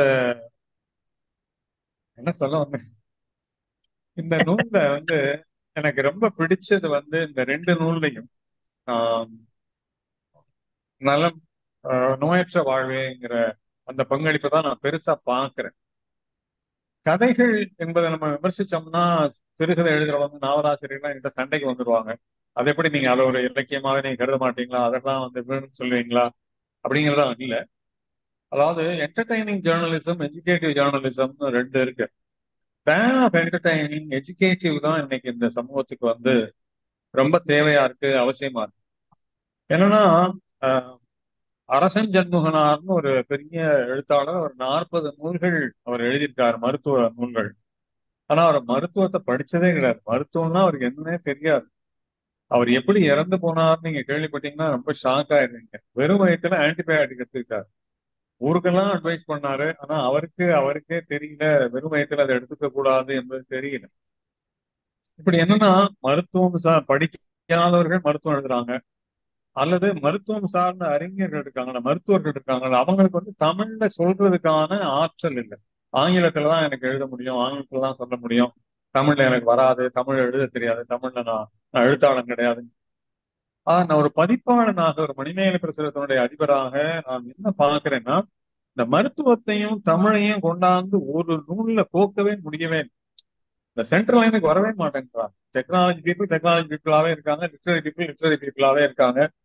2யும் போட்டு பின்னி முடிச்சு போட்டா வரமாட்டேங்க. ஆனா இதுல அபூர்வமாக நல்ல தமிழ் ஆர்வமும் ஆற்றலும் மருத்துவ தெளிவும் கொண்ட நண்பர் பாஸ்கரன் அவர்கள் ரொம்ப ஒரு அரிதான படைப்பாளர் நான் சொல்லுவேன். நிறைய பேர் வந்து டிக்டேட் பண்ணிடுறாங்க. பல மருத்துவர்கள் எழுதாதான் நீங்க வருது, அதெல்லாம் எப்படி உருவாதுன்னு எனக்கு தெரியும். அவங்க சொல்லிடுவாங்க, ஒரு ஜேர்னலிஸ்ட் வந்து எல்லாத்தையும் குறிச்சு எல்லாத்தையும் உனக்கு படிக்க கொடுப்பாரு, அவர் எல்லாம் திருத்திட்டு கொடுத்துருவாங்க. உடனே அவர் தான் ஆத்தர். அவர் சொன்னாரே தவிர எழுதல, பேனாவே பிடிக்கல, கம்ப்யூட்டர்லயும் அவர் வந்து கொடுக்கல. ஆனா பாஸ்கர் உட்கார்ந்து மாக்குன்னு எழுதுறார். அது வந்து அவருடைய மருத்துவ அறிவு வெளிப்படுது. அதாவது இந்த சமூகத்துக்கு அதுதான் இன்னைக்கு தேவையா இருக்கு. இந்த 28 கட்டுரையில வந்து 23 கட்டுரைகள்ல வந்து ஸ்ட்ரோக்கை பத்தி எழுதியிருக்காரு. அதுல வந்து அத்தாரிட்டி, பாஸ்கர் வந்து ஒரு அத்தாரிட்டி. அவர் சொல்றதுதான் வந்து தீர்ப்பு, வேதம். அந்த அளவுக்கு அதுல வந்து ஒரு தெளிவான ஒரு மனிதராக இருக்கிறார். அந்த அந்த கட்டுரை வந்து ஒரு கண்ணை திறக்கிற மாதிரியான செய்திகளை வந்து நமக்கு சொல்லுது. எங்க நாங்கெல்லாம் ஒன்னா படிச்சோம் 11th ஸ்டாண்டர்ட் டி அப்படின்ற ஒரு ராமேஸ்வரம் பள்ளியில 1969 70 ஒன்னா படிச்சோம். அதுல கூட படிச்ச ஒரு நண்பர் வந்து இந்த ஒரு கொள்ளையினால ஒரு இதே ஸ்ட்ரோக்னால பாதிக்கப்பட்டார்.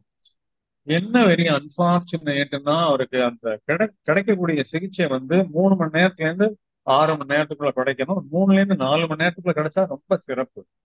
6 மணி நேரத்துக்குள்ள கிடைக்கணும். அதை தாண்டி தான் அவருக்கு வந்து அந்த சிகிச்சை கிடைச்சது. அது இத்தனைக்கும் சரியா போயிட்டாங்க மருத்துவமனைக்கு. என்னவோ அவங்க டெஸ்ட் பண்றதுலயோ தவறு நடந்து போச்சு. அதனால ஒரு 15-20 வருஷமாக அவர் வந்து அந்த பாதிப்புல இருக்காரு. அது எங்களுக்கெல்லாம் பெரிய வேதனை வந்து ஒரு தந்த விஷயம். எங்களுக்கெல்லாம் பெரிய அரணாக டாக்டர் பாஸ்கர் இருக்கார். ஒரு முறை பாஸ்கருக்கு ஞாபகம் இருக்கும்னு நினைக்கிறேன், நான் கேட்டேன், பாஸ்கர் இப்ப எனக்கே ஒரு ஸ்ட்ரோக் வருது, நான் வந்து இந்த பகுதியில நான் வந்து ஈசிஆர் வசிக்கிறேன், எனக்கு நியர்பை எந்த மருத்துவமனை நீங்க வந்து சஜஸ்ட் பண்ணுங்க. எல்லா மருத்துவமனைக்கும் போயிட முடியாது. ஸ்ட்ரோக் வந்தவங்களுக்கு டெஸ்ட் பண்றதுக்கு சில கருவிகள் இருக்கு. அந்த கருவிகள் சில மருத்துவமனைகள்ல தான் இருக்கு. இந்த குவியத்துல பார்த்துட்டு இருக்கிற நண்பர்களையும் நான் கேட்டுக்கிறேன், அமர்ந்து இருக்கிறவங்களையும் நான் கேட்டுக்கிறேன், நீங்க உங்களுக்கு எல்லாம் நல்லா நடக்கட்டும், உங்களுக்கு நல்ல ஹெல்த் நல்லா இருக்கட்டும், நீங்க நல்லா இருங்க, உங்க குடும்பம் இருக்கிற இடம் நலமா இருங்க. ஆனா ஸ்ட்ரோக்குன்னு ஒண்ணு வந்தா என்ன ஆஸ்பத்திரி நமக்கு நியரஸ்ட், எல்லா ஃபெசிலிட்டியும் தரக்கூடிய ஆஸ்பத்திரி என்னங்கிறத நீங்க கண்டிப்பா தெரிஞ்சு வச்சிருக்கணும். நான் சொல்றேன், உங்களை இங்க இருக்கிறவங்கள கேட்டிருக்கவங்கள 100க்கு 80 பேர் தெரியாது. ஏதோ ஒரு மருத்துவமனை கொண்டு போய் சேர்ப்பாங்க, அவங்க பார்த்தா அந்த வசதி எல்லாம் இருக்காது. இங்கேருந்து அங்க தூக்கு, அங்கேருந்து இங்க தூக்கு, அது அட்மிஷன், அது இது எல்லாத்துலயும் பாத்தீங்கன்னா நேரம் வேணாயி 6 மணி நேரத்தை கடந்துருச்சுன்னா கிட்டத்தட்ட அந்த பேஷண்ட்டை வந்து ஒரு வாழ்நாள் நோயாளியா தான் நம்ம பார்க்க முடியும். எனவே நான் வந்து விசாரிச்சு வச்சிருக்கேன், எனக்கு என்னமும் வந்தா என்ன பண்றது, என்னுடைய குடும்ப உறுப்பினர்களுக்கு வந்தா நான் நியரஸ்ட் ஹாஸ்பிட்டல், எல்லா வசதிகளும் கொண்ட ஆஸ்பத்திரி, ஸ்ட்ரோக் வந்தா எங்க நான் விசாரிச்சு வச்சிருக்கேன். நான் ஒரு பட்டியல் போட்டு ரெடியாக வீட்டுல வந்து லிஸ்ட் ஒட்டி வச்சிருக்கேன்.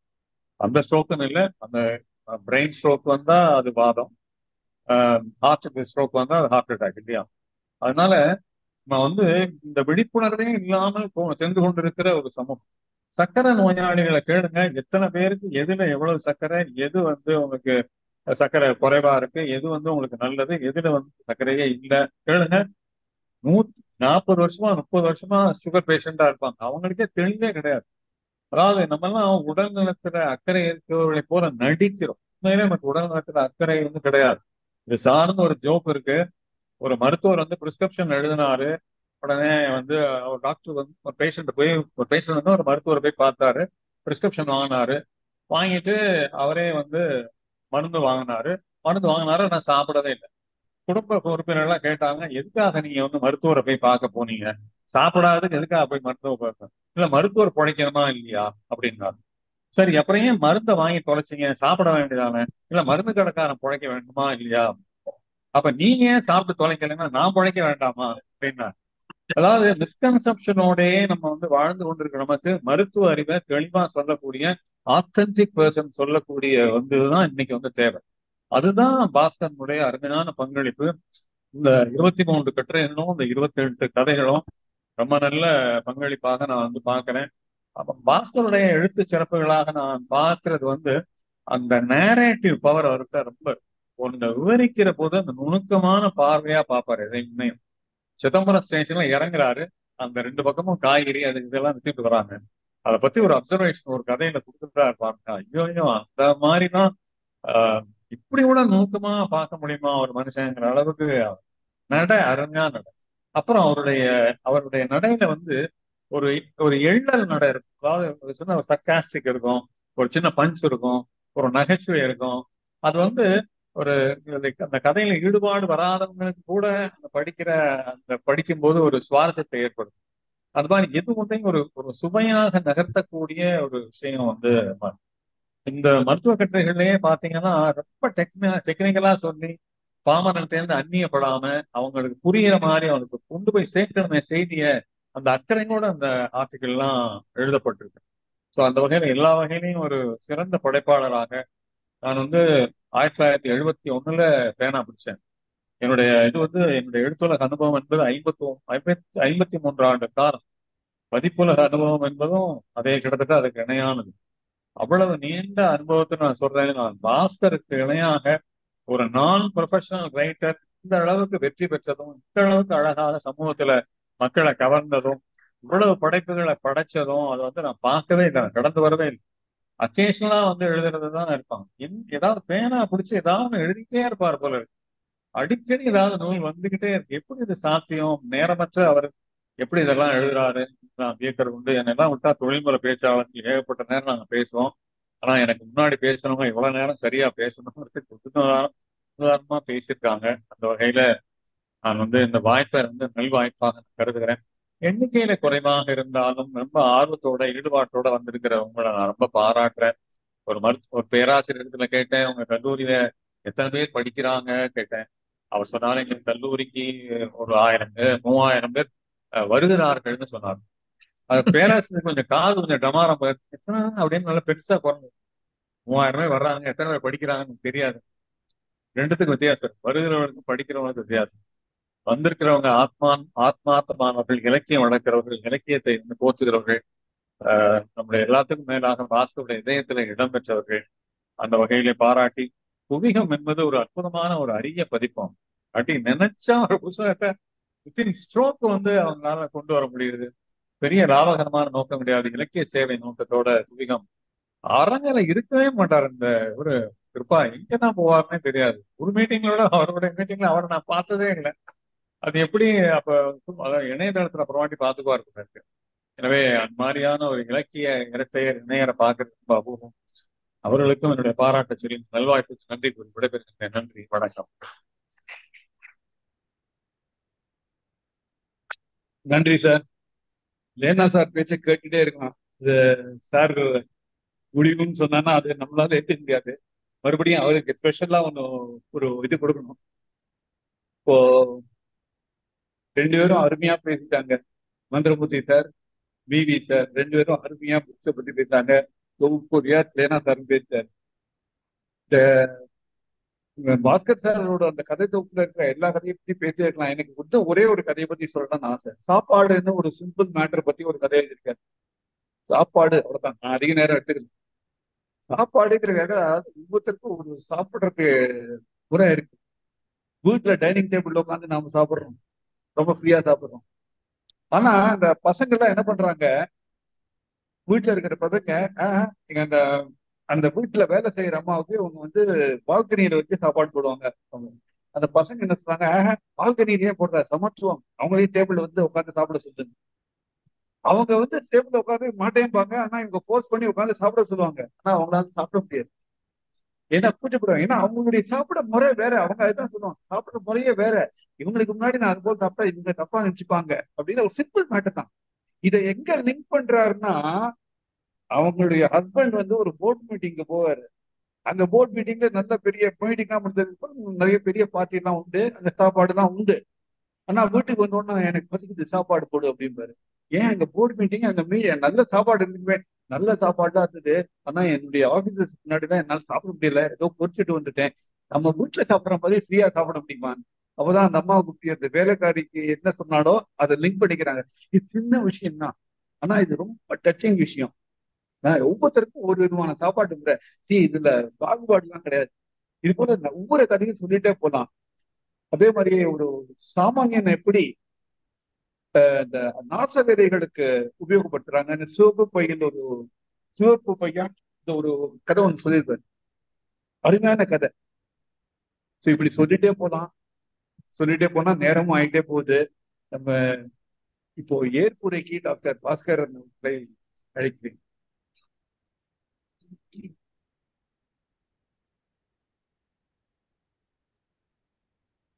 எல்லோருக்கும் என்னுடைய மாலை வணக்கங்கள். ஜூம்ல பார்த்துட்டு இருக்க அத்தனை நண்பர்களுக்கும் மீண்டும் ஒரு மாலை வணக்கங்கள்.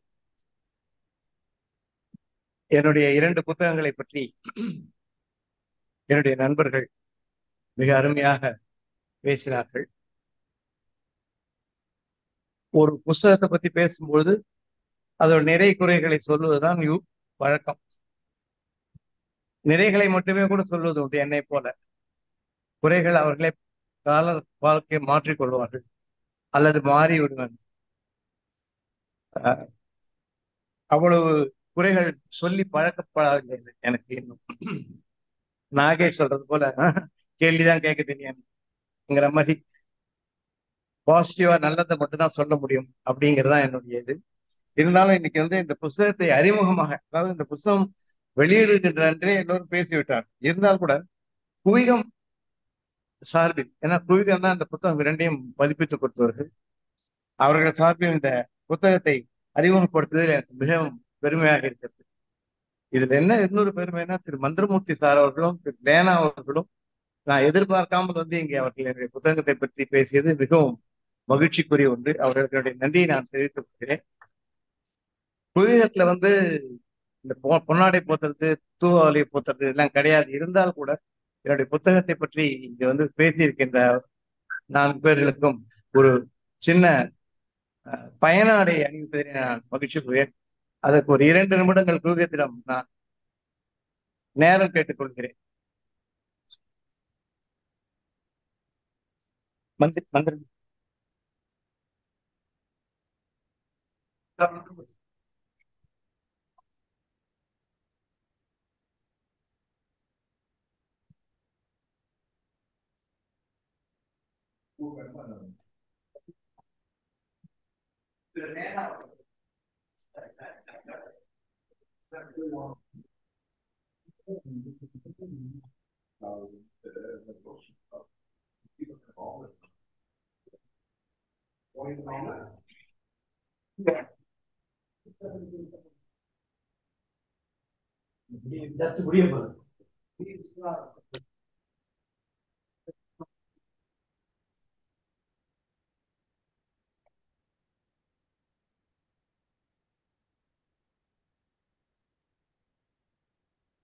இந்த கூட்டத்தை நடத்தி கொண்டு இடையிடையே தான் போனால் பிரம்மகள் புத்தகத்தில் உள்ள கதைகளை பற்றியும் தன்னுடைய விமர்சனத்தை முன்வைத்துக் கொண்டிருக்கிறது. நானும்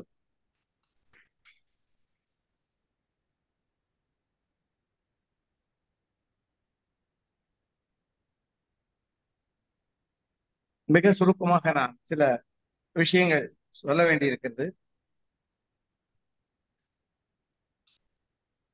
புத்தக வெளியிடும் போது அந்த புத்தகத்திற்கு யாரெல்லாம் எனக்கு உதவி செய்தார்கள், லே அவுட் பண்ணது யாரு, பப்ளிஷர், எல்லாருக்கும் தேங்க் பண்ணணும். இப்போ புத்தகத்திலிருந்து சில கேள்விகள் எழுப்பியிருக்கிறார்கள். அதை பற்றி மட்டும் கூறி நான் உரையை முடித்துக் கொள்ளலாம் என்று நினைக்கிறேன். நோயற்ற வாழ்வேன் விஸ்வநாத் சார் அந்த புத்தகத்தை படிச்சு முடிச்ச உடனே எனக்கு ஃபோன் பண்ணேன்.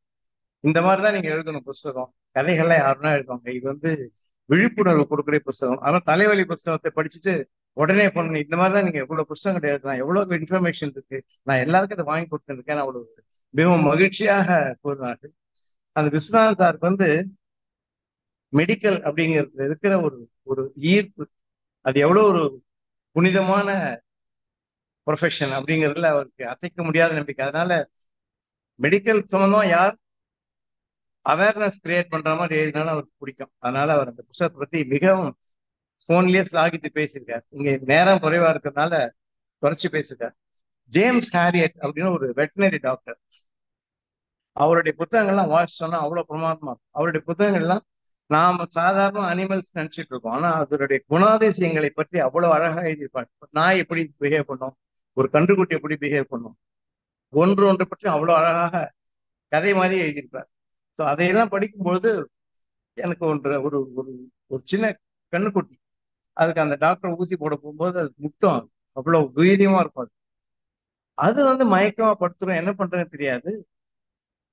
அப்புறம் இவருக்கு என்ன மருந்தெல்லாம் வழக்கமா கொடுக்குற லிக்விட் என்னெல்லாம் கொடுப்பாரு. எது கொடுத்தாலும் அந்த வயிற்று எடுத்தாங்க அப்படி படுத்து படிக்க சோர்ந்து கிடக்கும். இவருக்கு என்னன்னே தெரியாது. ஏதோ பழைய ஜேர்னல் எல்லாம் பண்ணிட்டு இருக்கும், ஏதோ ஒரு மருந்து பற்றி ஒரு விளம்பரம் வந்துடும்.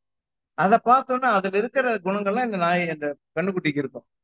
இதை விட்டுட்டுமேன்னு சொல்லிட்டு உடனே ராத்திரியா போய் அந்த ஓனரை கூப்பிட்டு அந்த இடத்துக்கு போவார். அது வயிற்றுல ஏதோ ஒரு கட்டி இருக்கு அப்படின்னு சொல்லிட்டு, அவருக்கு ஆப்ரேஷனே பண்ணது கிடையாது, தியேட்டருக்குலாம் போக முடியாது, அர்ஜென்ட்டா பண்ணணும். உடனே நைட்டா அங்க வெந்நீர் வச்சுட்டு கையில இருக்க ஸ்கால்ப் எல்லாம் வச்சு அந்த கன்றுக்குட்டிக்கு இறைப்பை தெரியும் இல்லையா, பசு மாடுகளுக்கெல்லாம் இறைப்பை 4 அறைகள் கொண்டது, அதுல கட் பண்ணி அதுல இருந்து உள்ள இருந்து ஒரு பந்து அளவு முடியை எடுப்பார். எடுத்து தச்சவொன்னு டக்குன்னு மறுநாள் நல்லா நிமிந்துரும். அப்புறம் எழுதுவார் 20 வருஷம் கழிச்சு வேக்சின் போட போகும்போது அது விரிய முட்டுன்னு சொல்லி முடிப்பார் கதையை. ஆனா அந்த மாதிரி நடக்கும். அதாவது முடியை மனிதர்கள் வந்து சாப்பிட முடியுமா அப்படிங்கிறது கேள்வி. அனிமல் செய்யும், ஏன்னா அது எப்படி நக்கி பக்கத்துல தாய்க்கன்று பக்கத்துல இருக்கிறத நக்கும் போது முடி உள்ள போயிடும். அது பந்து மாதிரியாத மோஷன்ல போயிடும், இல்ல சில சமயத்துல பந்தா உள்ளே இருக்கும். ஆனால் ட்ரைகோபேஜியா என்பது முடியை பிடுங்கி தானே தின்னும் ஒரு வியாதி, சைக்காட்ரிக் ப்ராப்ளம். என்னுடைய ஒரு நண்பனுடைய சகோதரி தான் நான் எழுதியிருக்கிறது, உண்மையா நடந்ததுதான். அவங்க வயிற்றுல ஏதோ இன்டெஸ்டைனல் அப்ஸ்ட்ரக்ஷன் சொல்லிட்டு உடனே போய் எக்ஸசைஸ்ல இருக்காங்க. நான் 3வது வருஷம் அப்பதான் டாக்டருக்கு படிச்சுட்டு 3 வருஷம் ஓடுறேன். நான் டாக்டர்னா என்னன்னு தெரியாது. முதல்ல பேஷண்ட் பார்த்து பேஷண்ட்டுக்கு இருக்கிற வியாதியெல்லாம் எனக்கு இருக்குன்னு பயந்த காலம் அந்த நேரம். அப்ப போனா அந்த பேஷண்ட் உள்ள போனா வயிற்றுல ஏதோ அடைச்சிட்டு இருக்கு, என்னன்னு தெரியல. அப்போ ஓப்பன் பண்ணிட்டாங்க. அப்பெல்லாம் ஓப்பன் லேப்ராட்டரி, இப்போ மாதிரி எம்ஆர்ஐ அதெல்லாம் கிடையாது. எதுக்கிறதா உடனே ஓப்பன் பண்ணுவாங்க வயிற்றுல. தகால் ஓப்பன் பண்ணி பார்த்தா ஏதோ அடைச்சிட்டு இருக்கு. அந்த ஸ்டமக்ல எடுத்து பார்த்தா குடுவை மாதிரி ஒரு பந்து அளவு முடி. அதை எடுத்து சரியாயிடுச்சு. அந்த பொண்ணாலும் வெளில வந்து சர்ஜன் கேட்டார், இவங்களுக்கு ஏதாவது சைக்காட்ரி ப்ராப்ளம் இருக்கான்னு சைக்காட்ரிஸ்ட பாருங்க, ஏன்னா இவங்க நிறைய முடி சாப்பிட்டுருக்காங்க. ஸோ இந்த விஷயம் வந்து நிறைய பேருக்கு தெரியாது. நகத்தை கடிக்கும் போது நம்ம ஆங்ஸைட்டி வந்து என்ன பண்ணுவோம் போறோம், வரும்போதே படபடான்னு வருவான் உள்ள, நடந்து வரும்போதே தெரிஞ்சிடும் எனக்கு என்ன வியாதி. அழுக்கா சட்டை போட்டு ஸோ வந்து என்ன பண்ண போறோம் வந்தானா டிப்ரெஷன்ல இருக்கான்னு தெரிஞ்சு. ஸோ ஒரு பேஷண்ட் உள்ள நடந்து வரும்போதே நம்ம கண்டுபிடிச்சோம், அவன் நடையிலிருந்தே அவனுக்கு என்ன வியாதிங்கிறதே கண்டுபிடிச்சிடலாம். ஒரு ஸ்ட்ரோக் வந்த பேஷண்ட் காலை சுவாட்டி நடந்து வருவான், கால் விழுந்துடும், தூக்க முடியாது பாதத்தை, அவன் வந்து காலை தூக்கி வச்சு நடந்து வருவான். ஸோ ஒருவருடைய நடையிலிருந்தே அவனுக்கு என்ன வியாதி இருக்குது நம்ம கண்டுபிடிக்கும். ஸோ இந்த மாதிரி விஷயங்களெல்லாம் நம்ம கொண்டு போனோம். லெப்ரசி வந்து கியூரபிள் டிசீஸ் தான். அதே மாதிரி மற்ற விஷயங்கள் எல்லாமே தெரியணும். எல்லாரும் பென்சில் ஆயின்மெண்ட் எந்த ஆயின்மெண்ட் எடுத்தாலும் போட்டுருவாங்க, அது மாதிரி போட்டுக்கூடாது போன்ற இது போல ஒரு விழிப்புணர்வுக்காக நான் அங்கங்கே எழுதிய கட்டுரைகள் எல்லாம் தொகுத்து இதை நான் போட்டேன். ஆக்சுவலா நான் வந்து யாருக்கு தேங்க் பண்ணோம்னா, என்னுடைய முதல் புக்கு வடிவமைத்த திரு சரவணனுக்கு தான் தேங்க் பண்ணணும். ஏன்னா புக் எக்ஸிபிஷனுக்கு அந்த புக்கை கொண்டு வரணும்னு நினைச்சேன், அவர் பண்ண முடியல, ஊருக்கு போயிட்டார் பொங்கலுக்கு. ஸோ அதனால அது கொண்டு வர முடியல. வெயிட் பண்ணிட்டு இருந்த நேரத்துல நிறைய கட்டுரைகள் இருக்கேன் மீதி, அதை கொண்டு வரலாம் புக்கான்னு பார்த்தபோது மெடிக்கல் கட்டுரைகள் மட்டுமே இவ்வளவு இருந்தது. சரி, அதை இன்னும் கூட இருக்கிறத மட்டும் எடுத்து ஒரு தனியார் ஒரு புத்தகமாக போட்டேன். அது வந்து பெருமளவிலே வரவேற்பட்டது. இன்னைக்கு ஒரு புத்தக முகநூலில் ஒரு பதிவு பார்த்தேன். ஒரு பத்திரிகையாளர் தான் எழுதியிருந்தாங்க, புஸ்தகத்தை ரிலீஸ் பண்ணணும் அப்படின்னாங்க. உங்க புஸ்தகத்தை என்ன ரிலீஸ் பண்றது, முதல்ல முகநூல்ல வந்த கட்டுரைகள் தானே எழுதியிருக்கீங்க, அது எதுக்கு நாங்க அனாவசியமா புக்கா போட்டு பண்ணணும் அப்படிங்கிற மாதிரி எழுதியிருக்கோம். அது அப்படி அல்ல. முகநூல்ல 70 பேர் படிச்சிருப்பாங்க நம்ம புக்கை, அந்த முகநூல் அந்த பர்டிகுலர் ஆர்டிக்கல. ஆனா அது புத்தகமாக வரும்போது அதோட ஜேர்னரே வேற, அது ரீச் நிறைய. அதனால முகநூல்ல வருவதனால புக்கை கொண்டு வர முடியாது அப்படின்னு சொல்றது எனக்கு ஒப்புதல் கிடையாது. ஏன்னா என்னுடைய புத்தகங்கள் மோஸ்ட்லி எல்லாமே முகநூல்ல வந்த பதிவுகளோட தொகுப்பு தான். ஸோ அந்த அந்த வகையில இது ஒரு அவேர்னஸ் புத்தகமா நான் இதை கொண்டு வந்தேன். அது உண்மையாவே அதோட ரீச் எவ்வளவு நல்லா இருக்கு அப்படிங்கிறது திரு விஸ்வநாதன் அவருடைய உரையிலிருந்து எனக்கு தெரிஞ்சது. மிக்க நன்றி. கதைகள்லாம் எழுதுறது அப்படிங்கும் போது எல்லாத்துக்கும் கற்பனையோ அல்லது உண்மையோ ஏதோ ஒரு கரு இருக்கும். அசோகமித்திரன் சொல்வார், இதில் வந்திருக்கும் இந்த கதைகளை வருகின்ற நான் அல்ல, ஆனால் அவனை எனக்கு தெரியும். இந்த கதையிலே வந்திருக்கும் நான் அல்ல, ஆனால் அவனை எனக்கு தெரியும். அதே வந்திருக்கிற பாத்திரங்கள் எல்லாம் எங்கேயோ ஒரு இடத்துல இருக்காங்க, எனக்கு தெரியும் அவங்கள, ஆனா அவங்க இதுல இருக்கிறவங்க இல்லை. அதாவது ஒரு சில குணாதிசயங்களை மட்டும் எடுத்துக்கொண்டு கதையாக பின்கின்ற ஒரு இதுதான் நம்ம கற்பனை கதைகள். அந்த மாதிரி கதைகள்ல இந்த முன்னுரை, வாழ்த்துரை, அணிந்துரை இதெல்லாம் அவசியமா. நான் படிக்கவே இல்லை அப்படின்னு சொன்னார் நந்தமூர்த்தி சார். அதை பத்தி பெரிய இது இருக்கு. இவர்கிட்ட அசோகமித்திரன் சார் எனக்கு ஒரு முன்னுரை எழுதி கொடுங்க, அணிந்துரை எழுதணும் மாட்டார். எதுக்குப்பா, நல்லா இருக்குன்னு எழுதணும், எனக்கு அந்த மாதிரி எழுத வராதே, நீ நல்லா இல்லை நல்லா இல்லை எழுதிடலாம் அப்படின்னாரு. அப்படி மீறி ஒரு கவிதை புத்தகத்துக்கு ஒருத்தர் எழுத சொல்லிட்டாரு. உடனே கவிதை புத்தகத்துக்கு அணிந்துரை எழுதி கொடுத்துட்டு எல்லாம் இதாக நல்லா இருக்கு, கட்டமைப்பு நல்லா இருக்கு, புத்தகம் நல்லா இருக்கு, ஃபாண்ட் நல்லா இருக்கு, எல்லாம் கவிதைகள் நல்லா இருக்கு. கடைசியில அடுத்த பதிப்பு வரும்போது கவிதைகள் தெரிஞ்ச யாரையாவது முன்னுரை கேட்டு வாங்கி கொண்டு ஒண்ணு எழுதிட்டார். அதுக்கு நேர்மாறாக திரு ஜெயகாந்தன் அவர்கள் தான் எழுதிய முன்னுரைகளை மட்டுமே புத்தகமாக போட்டிருக்கார். அவர் சொல்ல இந்த ஒரு புத்தகத்திற்கு அடுத்த புத்தகத்தில் வருகின்ற முன்னுரையில் அந்த புத்தகத்தை பற்றிய இந்த விமர்சனங்களுக்கும் கண்டனங்களுக்கும் என்னால் பதில் சொல்ல முடிகிறது அப்படின்னு சொல்றாரு. ஆனா அவருடைய முன்னுரைகளும் தனி புத்தகமாக வந்திருக்கு. ஜெயகாந்தனுடைய முன்னுரைகளை வாசிப்பதற்கே மிக சுவாரஸ்யமா. ஆனா நந்தமூர்த்தி சார் இவருடைய முன்னுரை வாசிக்கலன்னு சொல்ற ரொம்ப நல்லது. ஏன்னா வேதா அம்மா அவர்கள் அந்த எல்லா கதைகளையும் பற்றி 2 வரி எழுதிட்டாங்க. ஆனா படிச்சா புக் படிச்ச மாதிரியே இருக்கும் ஆல்மோஸ்ட். அதில் நீங்க படிக்காத வரைக்கும் ரொம்ப நல்லதுதான் அது. கோணல் பிம்பங்கள்ல வர லதா யார் அப்படின்னு உங்களுடைய கேள்வி. அந்த லேடிக்கு உண்மையா வியாதி ஸ்கீசோஃப்ரீனியான்னு சொல்லுவாங்க. இல்லாததான் இருக்கிற மாதிரி நினைச்சுப்பாங்க. அவங்க மனசுல தன்னுடைய வீட்டுக்கார செக்ரட்டரி கிட்ட ஏதோ கனெக்ஷன் இருக்கு அப்படின்னு அவளுக்கு ஒரு எண்ணம். அதே மாதிரி நைட்ல போய் எழுந்து பாக்குறா, பெட் பக்கத்துல அவன் தூங்கிட்டு இருக்கான். ஆனா அங்க போய் பார்த்தா ஹால்ல அவன் யாரோட உட்காந்து இருக்க மாதிரி தோன்றது. திட்டுறா, திரும்பி பார்த்தா அவன் பட்டு தூங்கிட்டு இருக்கான். அதே மாதிரி அவருக்கு ஹாலுசினேஷன் எல்லாம் இருக்கு. ஸோ அதனால அவர் சொல்ற அத்தனையுமே குற்றங்கள் அனைத்துமே மனப்பிறழ்வின் காரணமாக அவனுடைய உண்மையான பிம்பங்கள்லாம் கோணல் பிம்பங்களாவே தெரியுது வீட்டுக்காரனை பத்தி. அது அவன் ஃப்ரெண்டுக்கு தெரியும். ஆனா அவன் டாக்டர் கிடையாது, அவன் ஒரு ஆர்டினரி ஒரு கம்பெனி நடத்துறான். ஸோ அவனுக்கு ஆச்சரியமா இருக்கு, என்ன புரியல. அப்புறம் அவன் ஒய்ஃப்கிட்ட சொல்றான், இந்த மாதிரிதான் இருக்காவோ, கொஞ்ச நாள் இந்த மாதிரி மனப்பிறழ்வுனால எல்லாத்தையும் என் மேல சந்தேகப்படுறா அப்படின்னு வருத்தப்படுவான். ஆனா அவன் அவ்வளவு பிடிக்கும் அவனுக்கு. அந்த ஒரு அவசரத்துல காலையில காஃபி போட்டது கீழே வரும்போது துணியில தூக்குல தொங்கிடுவான்.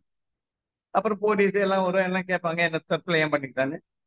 அதை முடிக்கும் பொழுது அவள் சொல்கின்ற அந்த செக்ரட்டரி லதா தான் ஒரு லேடி ஒருத்தி நின்றுட்டு இருப்பான். அந்த பாடி பார்த்தா இவன் நினைச்சுப்பான், யார தெரியல இந்த பொண்ணு, அவளாகத்தான் இருக்க வேண்டும் அப்படின்னு நினைச்சுப்பான். அவ்வளவுதான். அது எதுக்காக கொடுக்கப்பட்டது என்றால் அது ஒரு ட்விஸ்ட்ங்கிறதுக்காக மட்டும் அல்ல, ஸ்கீசோஃப்ரீனியா பற்றி தெரிந்தவர்களுக்காக. அவர்கள் ஸ்கீசோஃப்ரீனியா இருக்கிறவங்க சொல்கின்ற கம்ப்ளைண்ட்ல 90% ஒரு 10% உண்மை இருக்கும். இந்த லதா உண்மையாக இருக்கும். அவ்வளவுதான். அது வாசனுடைய இமேஜினேஷனுக்கு விட்டது. மனிதர்கள் மாறலாம் அப்படிங்கிறது அது முரணே கிடையாது. வாழ்க்கையே அதானே, முரண்கள் தானே வாழ்க்கையே. கல்யாணம் பண்ணிக்கிறேன்னு சொல்றா, அப்புறம் மாட்டேன்னு காரணமே கிடையாது.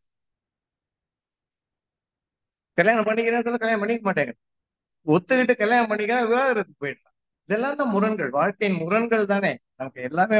இதுல அந்த இந்த 2 சகோதரிகள் எப்படின்னா, இப்ப இது மாதிரி ஒரு ஆசை இருக்குங்கும் போது அந்த பெரிய சகோதரி அவளுக்கு சப்போர்ட் பண்ண பார்க்க, ஆனா அம்மாவை எதிர்த்து பண்ண முடியல. கொஞ்சம் வெயிட் பண்ண, அவசரப்படுத்தாத, அம்மா கோச்சுட்டா எல்லாம் பண்ணிடுவாங்க. ஆனா அதுக்கு முன்னாடியே வேற ஒருத்தனை பிக்ஸ் பண்ணிடுறான். அந்த பொண்ணால ஒண்ணும் செய்ய முடியல, அந்த வயசுல கல்யாணம் பண்ணிட்டு போயிடுறான். ஆனா இந்த இந்த அந்த பையனுக்கோட மனசுல ஆழமா பார்த்து எதற்காக நம்மள வேண்டாம்னு சொன்னாங்கன்னு யோசிக்கும் போது இவனுடைய எக்கனாமிக்ஸ், அவனோட பினான்சியல் பொசிஷன்னாலதான் வேண்டாம்னு சொல்லிட்டா அப்படின்னு. அதனால என்ன செய்யறான், அதுல முன்னுக்கு வரும்போது அது மனசுல ஒரு காயமாவே இருக்கு அவனுக்கு. அதனால அதை விட நல்லா முன்னுக்கு பெரிய ஆள் ஆயிட்டான். ஆனா நேர்மையானவன் அந்த பையன். அதை சொல்றதுக்காக தான் அவளுக்கு, அவன் அம்மாக்கு அதை நினைக்க வருத்தப்படுறான். ஐயோ அந்த பையனை விட்டுட்டுவேன், பணம் இல்லைன்னு சொல்லிட்டு விட்டுட்டுவேன் வருத்தப்படுறான். அதுக்கு ஹேடிங் இன்சல்ட் இன்ஜுரி அவ சொல்ற அந்த கடைசியில அந்த அந்த லவர் கொடுத்த படம் வச்சிருக்கான், ராதாகிருஷ்ணன் படத்தை. இந்த படம் இன்னும் வச்சிருக்கியா நீ அப்படின்னு அவனுக்கு, அம்மா வச்சிருக்கேன்னு அவன் சிரிச்சுட்டே வரான் ஒய்ஃப். இந்த படம் தெரியுமா? ஓ தெரியுமே, அவங்க கொடுத்தது தெரியுமே, எனக்கு சொல்லியிருக்காரே அப்படின்பா. அதாவது அவனுக்கு மறைவே கிடையாது வாழ்க்கையில. அந்த மாதிரி ஒரு பையன் கிடைக்க மாட்டான். ஐயோ மிஸ் பண்ணிட்டுவேன் அம்மா வருத்தப்படுறாங்க. அதுதான் மனிதர்கள் மாறுதலாம் அப்படிங்கிறது கதையோட விஷயம். கடைசியில மறதி அவளுக்கு வருதுன்னா, நீங்க சொன்ன மாதிரி அந்த பாட்டிக்கு மறதி வருது. அவ இருக்கிற வரைக்கும் அவன் தாத்தா பார்த்துட்டா, தாத்தா செத்து போயிட்டாரு, பாடியை கொடுத்துட்டா. ஏன்னா அவங்களுக்கு ஈமக்கிரை செய்த ஆள் கிடையாது.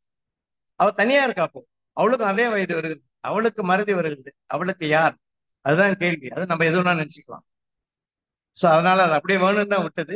அந்த தவம் எல்லாராலுமே போட்டு அது சங்கப்பலகையில திங்கள் முதல் வெள்ளி வரை 800 வார்த்தைக்குள்ள நீங்க எழுதணும் ஒரு கதை.